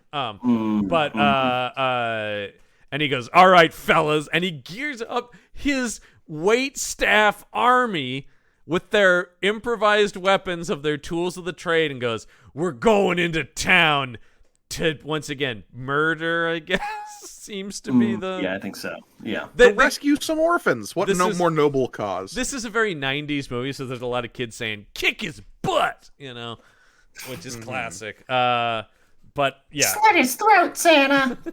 That's it. Murder him in the name of Christmas.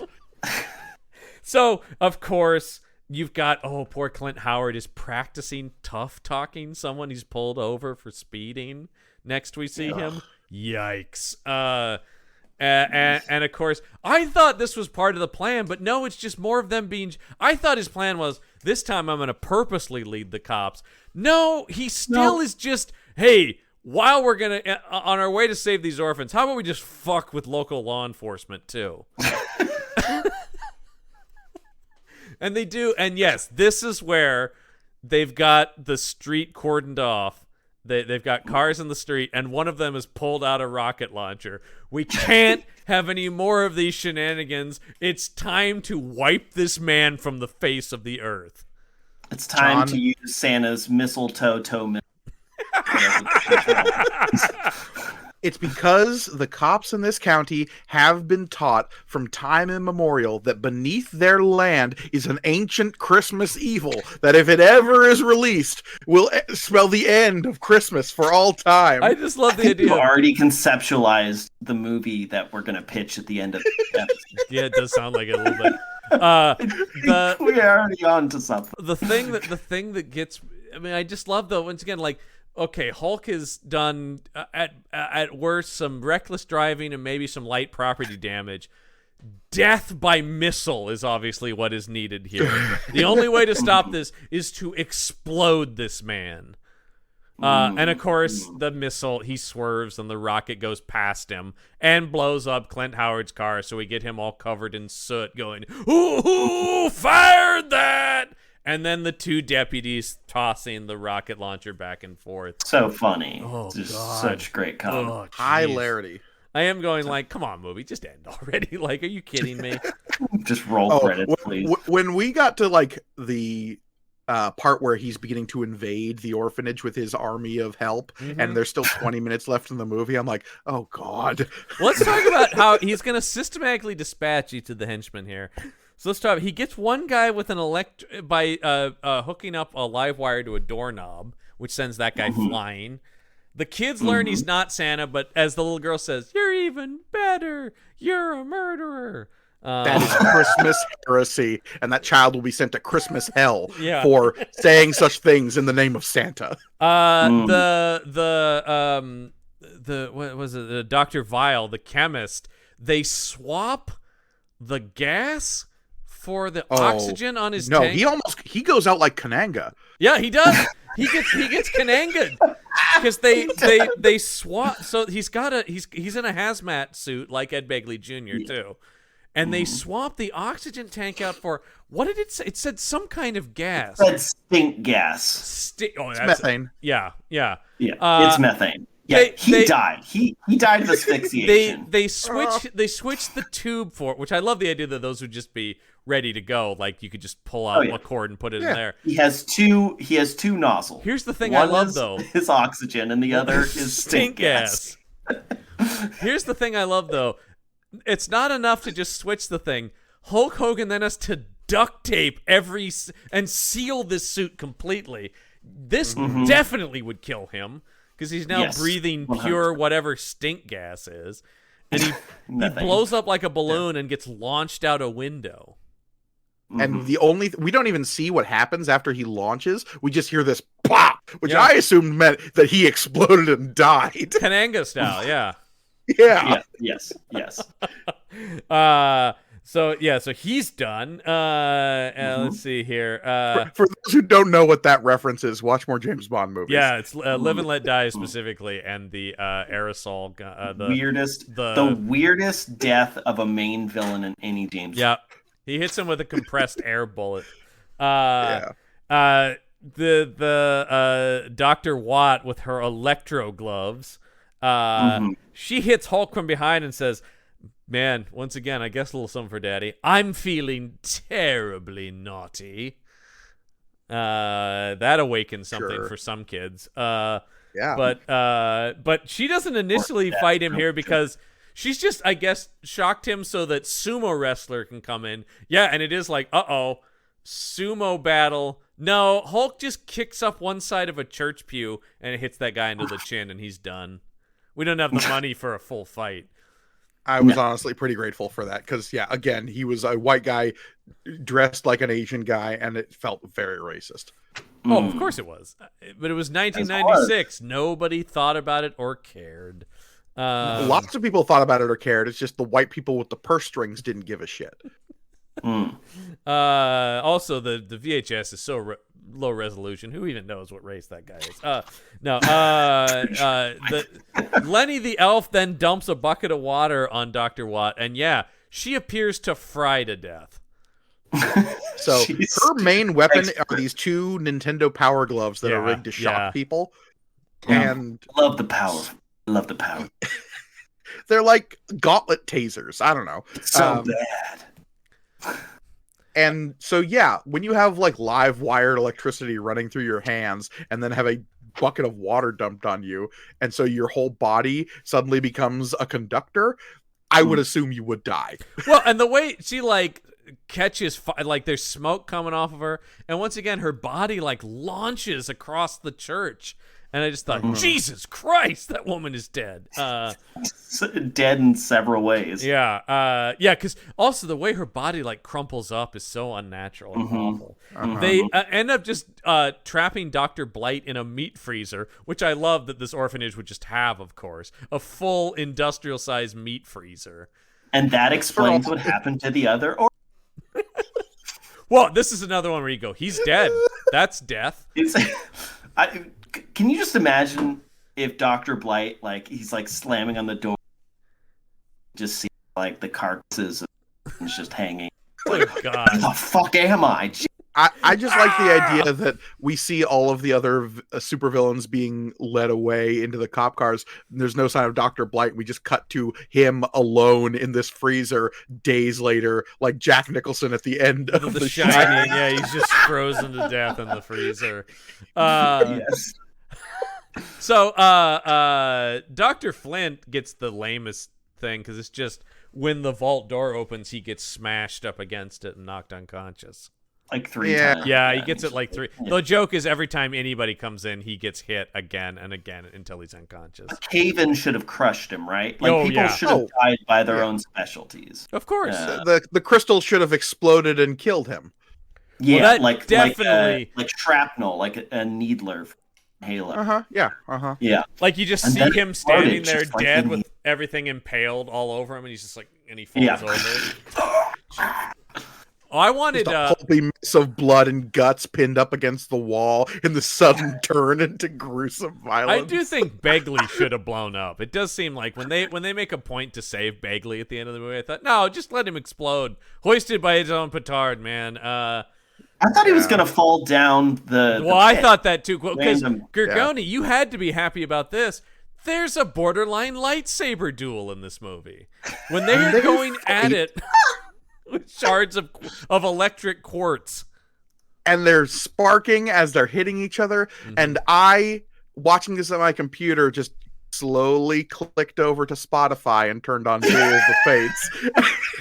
And it made this movie 10 times better. But also, that's all I can sing. the quartz is legally, yeah. John Williams will come after us. Mm. The clanging noises though, like their swords, I thought were weird. Yes. Yeah, That is- obviously, whoever's doing the Foley work in this movie has no idea what things actually sound like. So, But and they only have so many sound effects in their suite. But once again, to Yeah. introduce the threat of death, yes, Begley somehow wins this duel and gets Hulk. Ed Begley Jr. in a physical confrontation with Well, Hulk Hogan, let's be- in which Ed Begley Jr. bests him, is the most unrealistic thing in this film. Well, let's be honest. He's in that hazmat suit. Ed Begley Jr.'s stunt double is, he's not. Well, I don't think he did any of this. That's the thing where it's like, yeah, put me in the full hazmat suit. I can dip in and out of this scene. But he's Hulk is down next to this bottomless pit, I guess. Yes, this yawning portal. And Begley is It about really to... implies that these magic Christmas crystals just go on deep into the veins of the earth like fucking Mithril from Rings of Power. Yes. Yeah. Yeah. When are they going to go down and discover the Balrog? You know, like That's Christmas I'm sorry. Balrog. That's what should have gotten Begley. It's just the Balrog, but it's got a little Santa hat on. It's Something Like should they're- have fallen down the pit and just clang, clang, clang, and then they just hear like a rumbling from below. Boom, boom. Yeah. Drums in the deep. The Christmas goblins come swarming out of Casa Doom. Yeah. You know what they found. Once again, Begley is just gonna murder him. He's about to bring the killing blow down on Hulk Hogan. Had this kid not pulled out his slingshot, because oh boy, is that a '90s kid if you've got a slingshot, and Goes just full Dennis the Menace on him, yeah. just Did distracts he him with put it. one of the crystals in there I don't know. to I didn't shoot? see. No. I think it's just a rock. would've been- If it was a that would've crystal, it made would have more- exploded. Which would have been Exactly. awesome. That would this have had- actually been cool. If that had killed Ed Begley Jr. Just I've like taken from a the life. chest up is just missing. It's just like No. The more like effective, disturbing thing would have just been a light crack in the back of his head, and then you just see the blood dripping down, and then he falls over dead. Or it's just well, because he's in the hazmat suit, so goes- the it goes- screen in the yeah. front just filled with blood. Blood. Yeah. And then his body goes into the pit. And But yeah, it tumbles into the pit. But like, no, it Emperor is Palpatine. ultimately just like Emperor Palpatine, who made it, I think now though. Well, we don't have to worry about let's that. That's not. I'm always about to get mad about that. But the was a hair's breadth away from getting pissed about that movie. It is Robin Curtis, the woman who runs the orphanage, who ultimately just finally the obvious thing that it's the same thing I thought in Dark Knight Rises, where it's like, dude, hit the mask, like pull the hose on his thing, and that does it. She pulls the air hose. Waiting for Hulk Hogan to, like, punch his face mask, and then suddenly his face is just blood and glass. That would be something. Hulk just punches through the whole thing and out the back of it. The body's just kind of twitching. He omnimans him, right? Like, just gore. His fist covered in gore. Wow, he punched out that guy's stomach plug. I didn't think you could even do that. There's like bones and cartilage. Cartilage. No. Don't look away, kids. We can hold on. I think we can fix this, right? He's trying to put lesson his gun. Of the show is go rewatch Kung Pao Enter the Fist. I just want Hulk to try to put the organs. I gotta get these back in him here. Just kind of like. Yeah. I would love it if Hulk killed him and go back in. Daddy needs you to breathe. So yeah, and then of course the whole thing starts shaking, and Mila Kunis gets a line where it talks. Did I write it down here where they talk about the energy is building up in the quartz. It's gonna blow. What? The Christmas energy. Confusing. Well, here's what I didn't understand: is the quartz produce energy but also absorb energy at the same time, right? Is what they're presenting us with here. Yeah, and I guess. and now they've absorbed too much energy to the point of overload that will lead to there's too much Christmas cheer. an implosion, though, which I thought was very weird. An implosion. Yeah, it crumples in Yeah. like a the gravity well. mouth and Buffy. Exactly. Yes. Yes, it's a lot like that actually. I was kind of hoping they would leave Begley in there to die once again with his or I thought it was gonna be a thing where they were gonna. Well, no, I didn't really think this, but it should be a thing where they like try to save him. He's like, no, I can still get like an Indiana Jones villain kind of death where he's still trying to collect some quartz and he ends up dying. No, they all live.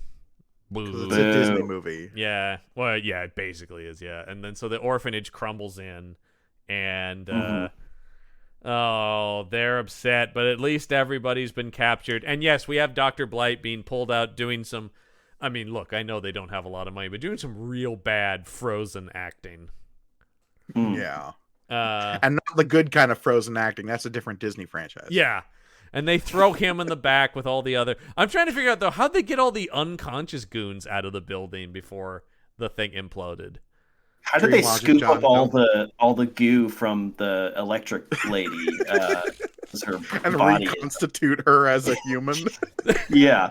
There's just they Like, should did have they had get a shovel.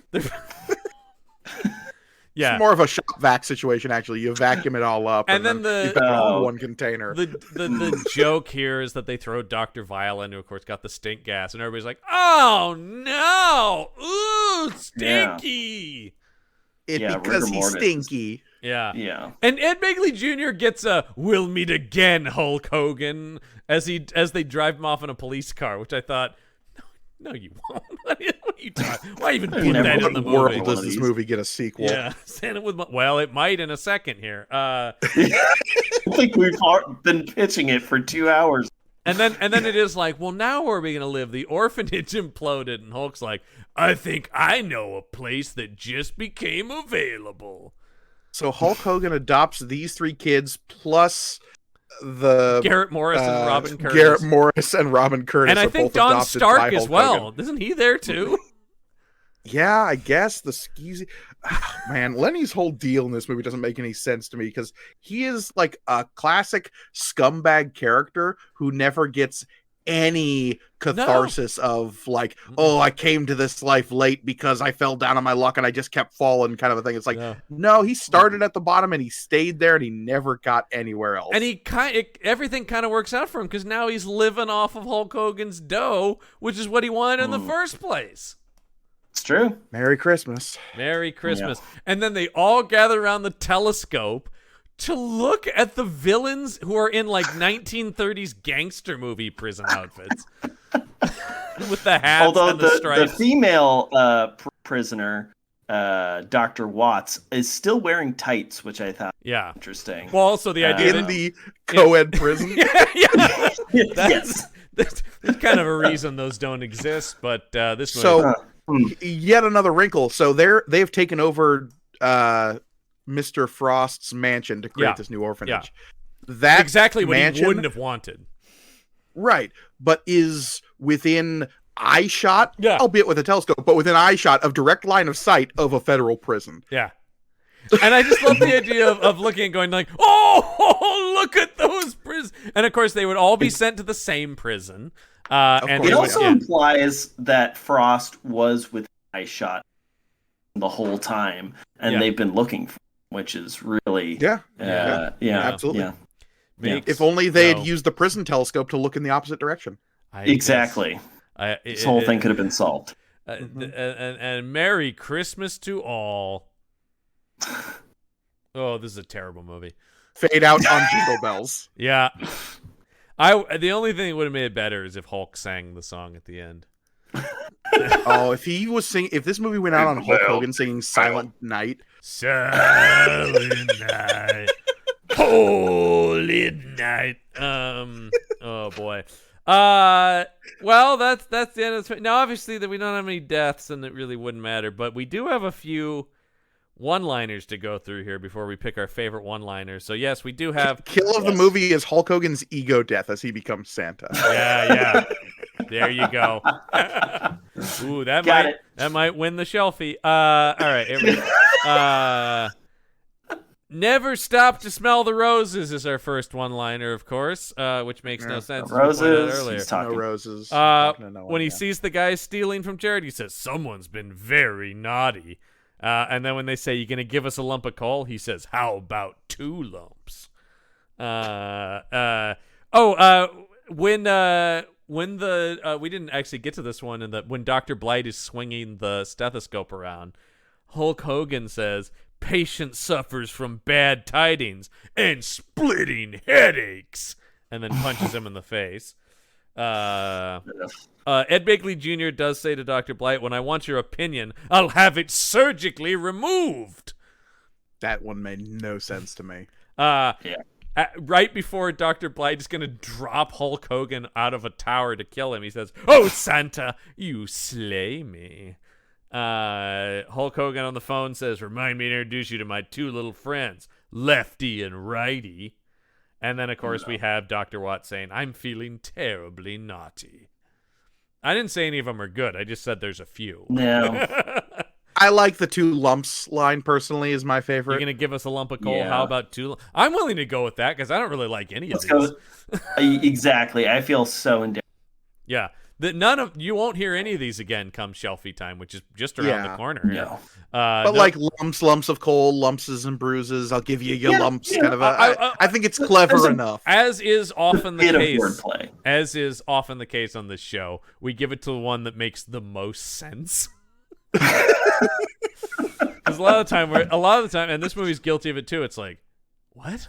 I don't. Well, as you guys know, it's always my job to find the strangest IMDb reviews I can, and this one comes to us from Starbright Talent Management. Oh boy. I will say right up front, this has a whopping 2.5 out of 10 as an IMDb rating. Well, Starbright Talent Management. I now know why. Starbright Talent Management would disagree with you, and this is very indicative of a lot of these reviews, Listman. This is like one of our favorite kinds of reviews. A bit of Christmas warmth. Some reviewers should get a life, is what it's titled. Yep. Oh, yeah. This movie is not perfect, but it flows, is warm and funny, and definitely has talented folks, as well as being a happy ending movie in a world full of negative slasher flicks. So I really do not know what the problem is with these reviewers. People in the UK and Australia especially. I can't say I've read every review. The dour folk of the Commonwealth need to chill the fuck out. Do you have nothing else to do there but sit around and pan movies in the most insulting way possible? Does it make you feel powerful and purposeful to try and be pithy and witty when you blast the hard work of others? Clearly, your attempts at total blasting of this film is a case of those that can do and those that can't review. I am sure you get a kick out of doing this to most films you see, but you miss the mark. Get a life! All caps, 3 exclamation points. No one is forcing you to watch any film. So if you don't like this film, move on. There is a lot of talent in this film, although maybe they did not have much to work with within the scope of the film. This flick's kids, for example, have all been successful. Mila Kunis, of course, on That 70s Show. Adam Wiley is starred on Broadway. Aria Curzon was on Without a Trace on Christmas Day.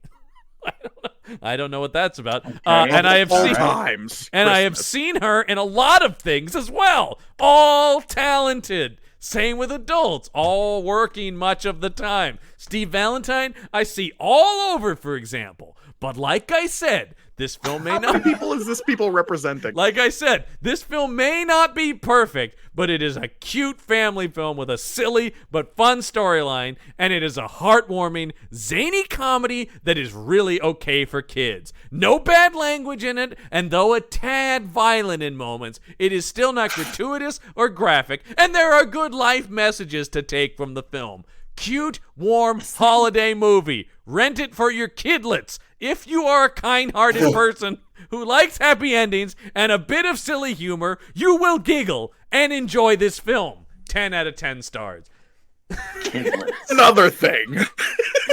I know. I got. It's so like, go fuck yourself. It's so angry. What is the message of this movie? Yeah, that's a good question.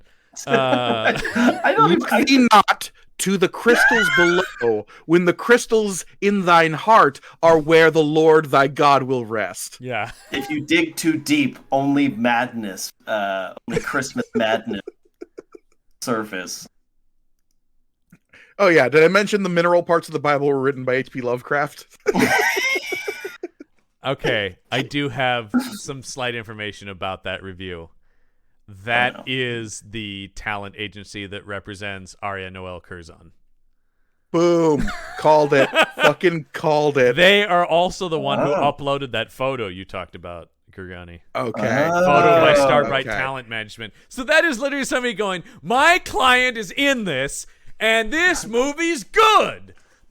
This is why they pay them the big bucks. Okay? I just love that. I would not want to work for a talent management or like be represented by that. Where I'm like, guys, you don't need to get on IMDb. When was that posted? Oh, that's a good question. Here, let me get 2004. Is that what it says? Yeah, January 18th, 2000. So, Okay. of course, after. Now we're doing a little bit of detective work. I want to look at Aria Noel Curzon's career and where was she at in 2004? Well, apparently she was in an episode of Without a Trace on Christmas Day, so in 2003. This is correct. Yeah. Ooh, okay. So, okay. Well, that adds up in 'cause 2004, January of 4, she actually hit a little bit of a dry spell Ooh. because this was between Land Before Time movies, the last one being in 2003, the next one being in 2006, at which point in 2007 we get the Land Before Time TV show where she also reprises the role of 2007 they're doing Land Before Time TV show. My God. Oh, John, there was a 2016 Land Before Time. Oh my Let's God. see, 14 Land Before I'm not Time. convinced they ever stopped. That is one of those franchises where they just always go, you know what? Let's try it again. There's probably some more money in it. No, it's all just like made for TV stuff that they've done ad infinitum. Oh. Unfortunately, our favorite Amazon.com reviewer didn't get to see this movie. But instead, he didn't see a lot of these Christmas movies. So instead, I will be doing, for the end of the year here, Bruce Winning's action movie reviews of 2022 new action movie releases. So these are current release films. This is Bruce's review of the Michael Bay film Ambulance. Okay. Oh boy. He titles his review. I'm sorry. Once again, folks, it's time for the winning opinion. Sometimes I forget the Can't theme. believe we only missed that. Bruce has titled his review "Lots of High-Speed Shooting." This is a real simple and to the point one for him. I like the action and violence. I like the shooting. I like the fast vehicles. Amazon Prime Video recommended another movie that I probably would like, and I do. 5 out of 5 stars. That's right. Amazon Prime, if you're listening. Yeah. I do. I love you. These are my vows. I will say, I have seen that movie. Of course, I saw that movie when it came out, and yes. It is pretty good. And of course, Bruce would like it. There is much driving and shooting. So, so that's basically the whole movie, right? Yeah, basically the whole movie trailer. is one car chase. For it's like a 2-hour car chase. It's a pretty cool movie. We might do a commentary about it, Lisbon. It's pretty good. I will say I saw the trailer. I don't know how much I will. It's fun. All right, but how about what do you say we do come up with a sequel to this movie? So this will be Santa with Muscles 2. We're gonna fire up our handy dandy. Now, John, I would like to add an addendum to this. Okay. So we are pretty much aware that this movie was made as a tax shelter of some kind. Yes. We can Yes. probably say that with some confidence. Yes. So Yes. I would like to say that this is, yes, the sequel to Santa with Muscles, but it is only released in Eastern European markets under the Eastern European title of this film, which I have in front of me right now, which would have been Muskelimiclaus. Colon. Oh, you're gonna like this. This is kind of perfect for you. Phantom without fate. With faith. Phantom without faith. Okay. Muskelimiclaus, Phantom without faith. Yes. Mhm. And I think the obvious thing is here. Santa with muscles meets Krampus with muscles. 100% yes. And he's played Who's playing Krampus? Macho Man Randy Savage. Oh. Macho Man would never agree to star in a movie with Hulk Hogan, so this is definitely a situation in which they're never on set at the same time. It's a Vin together. Diesel Right. rock It's thing. rock and yeah, exactly. Yes. Yeah. Yeah. 100%. Okay, Yeah. But Macho Man Randy Savage is another guy who gets hit in the head, but he's convinced he's Krampus. Mhm. Or is Krampus what was in the pit the whole time? The Christmas pit. With the movie opens on a construction crew in the destroyed remains of that. It's like how Ivan Ooze is introduced in the Power Rangers movie. Yes, exactly. I'm free. Where do you think those Christmas crystals came from? Yeah. Oh, and They were that's his thing in the Krampus movie. crystals. This one's a little bit more brutal. So they come, they're like, "What the hell?" And then all of a sudden, they all take crystals to the chest, the construction workers, And then explode. and then The energy explode. that- Yeah. crystal. Yeah. It's Christmas time, and he's like, yeah, he's here. What is he here? What? So, I've got it.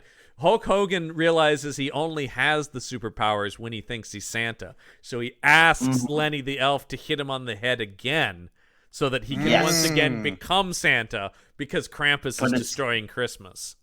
It does have to be a piece of though. Yes. That's So, very important in the fiction. This is quickly becoming a Captain Underpants like scenario. It is, yeah. Where certain things Yes. trigger his Santa powers to come out. Lenny, hit me with this bag of trash. I have to be Santa now. The world needs Santa with muscles. Yeah, and then it ends in a giant street brawl between them, where of course it is their double playing the other one in any two shots of the two of them. It is only Hulk Hogan or Macho The Man Randy whole Savage. town is being overrun with Krampus crystals as they realize. Yeah, it's spreading. It's they're growing up in places and stuff like that. Well, it turns into Halloween 3 Season of the Witch, where anyone who has one of the crystals suddenly becomes like a weird Krampus monster. That's the thing. And it gives them bad tidings. And the final fight between them fighting while falling down into the pit, back into the Krampus's lair. Gandalf versus Balrog style. Yeah. Exactly. Yeah, now we're talking. So, We fell through shadow and From the deepest pits to the tallest peaks, I cast my enemy upon the mountainside and smote him there. Don't you want to hear Hulk Hogan say that? I smote him there. I do. Yeah. Does Hulk Hogan have a what is that? The thing where you pay them money to say things? Oh, cameo? Yeah, I'm sure. We discovered that Eric Roberts has a surprisingly cheap cameo. Yeah. Because we keep talking interesting. talking about getting Eric Roberts to do one for the show. But does Hulk have one? That's a good question. So this would be No, he does not have one, unfortunately. Man, that's he seems like a guy who would be all over that. You'd think if Jean-Claude Van Damme has Van Damme is way outside of our price budget, unfortunately. Oh yes. Or else we would do nothing but have Van Damme say stuff to us. So yeah, that would be Moski Kilmikaus Priznik Viri would be the official release title of the And it would be one of those movies where people would go, I think that exists. And they go, there's no evidence of it, though. I don't know. But maybe there's like a weird dubbed trailer on YouTube is the only thing we can find. There's a cursed VHS somewhere. Much like, what was that movie we watched, Shadow Force, that effectively doesn't exist? Exactly. Yeah, it basically does not exist. All right. It was found as a videotape in the storage locker somewhere in Lenin Prospect after the fall of the the end of the Cold War. Yeah, it's not film canisters. Yes. It's literally just a tape of it. Yeah, it was in the Berlin Wall. Yeah. It was buried within the masonry. Which is weird because the Berlin Wall fell 7 years before this movie came out. Before the first movie came out. Yet somehow they found the sequel. It's weird. That's how cursed it is. It's so messed up, man. It's so cursed it traveled through time. All right. Well, so that's Santa with Us. We continue next week with another Christmas action movie. Oh boy, it is the. I believe this is his first time on the show. Heavyweight champion of the world, former legendary boxer Sugar Ray Leonard in Riot. That's right, Classic folks. Christmas movie. There's a riot on Christmas. Riot. It's a Christmas riot. And listen, as always, I will ask: would you like the tagline once again with the caveat of it is super lame? Okay, yeah. It's every man for himself. Riot. Like I said, super lame. And it is a Christmas movie. This is a Christmas movie. Reiterate. Christmas Eve, 1999. International terror erupts on U.S. streets. So it's a Christmas Eve riot. Okay, gotcha. So you're sad. Jingle all the purge. Jingle all the purge. Yeah. So we'll talk about that next week on the show. And I'm trying to see. I think it's on YouTube. I think it's another one that's just for free on YouTube. Now the thing about this movie, like a lot of these, is there's about 18 movies called Riot. So this is specifically, and I can't even go the one from 1996 because there's actually two that came out in 1996. So it is the one you got to look for. Riot 1996 Sugar Ray Leonard, and then it is on YouTube. But that it is how one you of will those, find it. But in the depths of the internet. It is him, and I believe also our first encountering of martial arts expert and direct-to-video legend Gary Daniels. So yeah, all right. So that's next week. Gorgone, thank you as always for joining us. Of course, you can hear Gorgone every week on fellow Punch Up Entertainment podcast Panel Up and Material Components, where you can also hear Michael Lisman, and you can hear myself over on Campbell and Jones Meet the Monsters. So be sure you like and subscribe to all those things and whatever podcatching software you use, or you follow us on YouTube. Which is also a good way to check us out. So, but that's going to do it for this week's episode of The Action Shelf. I'm John Campbell. I'm Michael Lisman. Till next week, get yourself some action. The Action Shelf.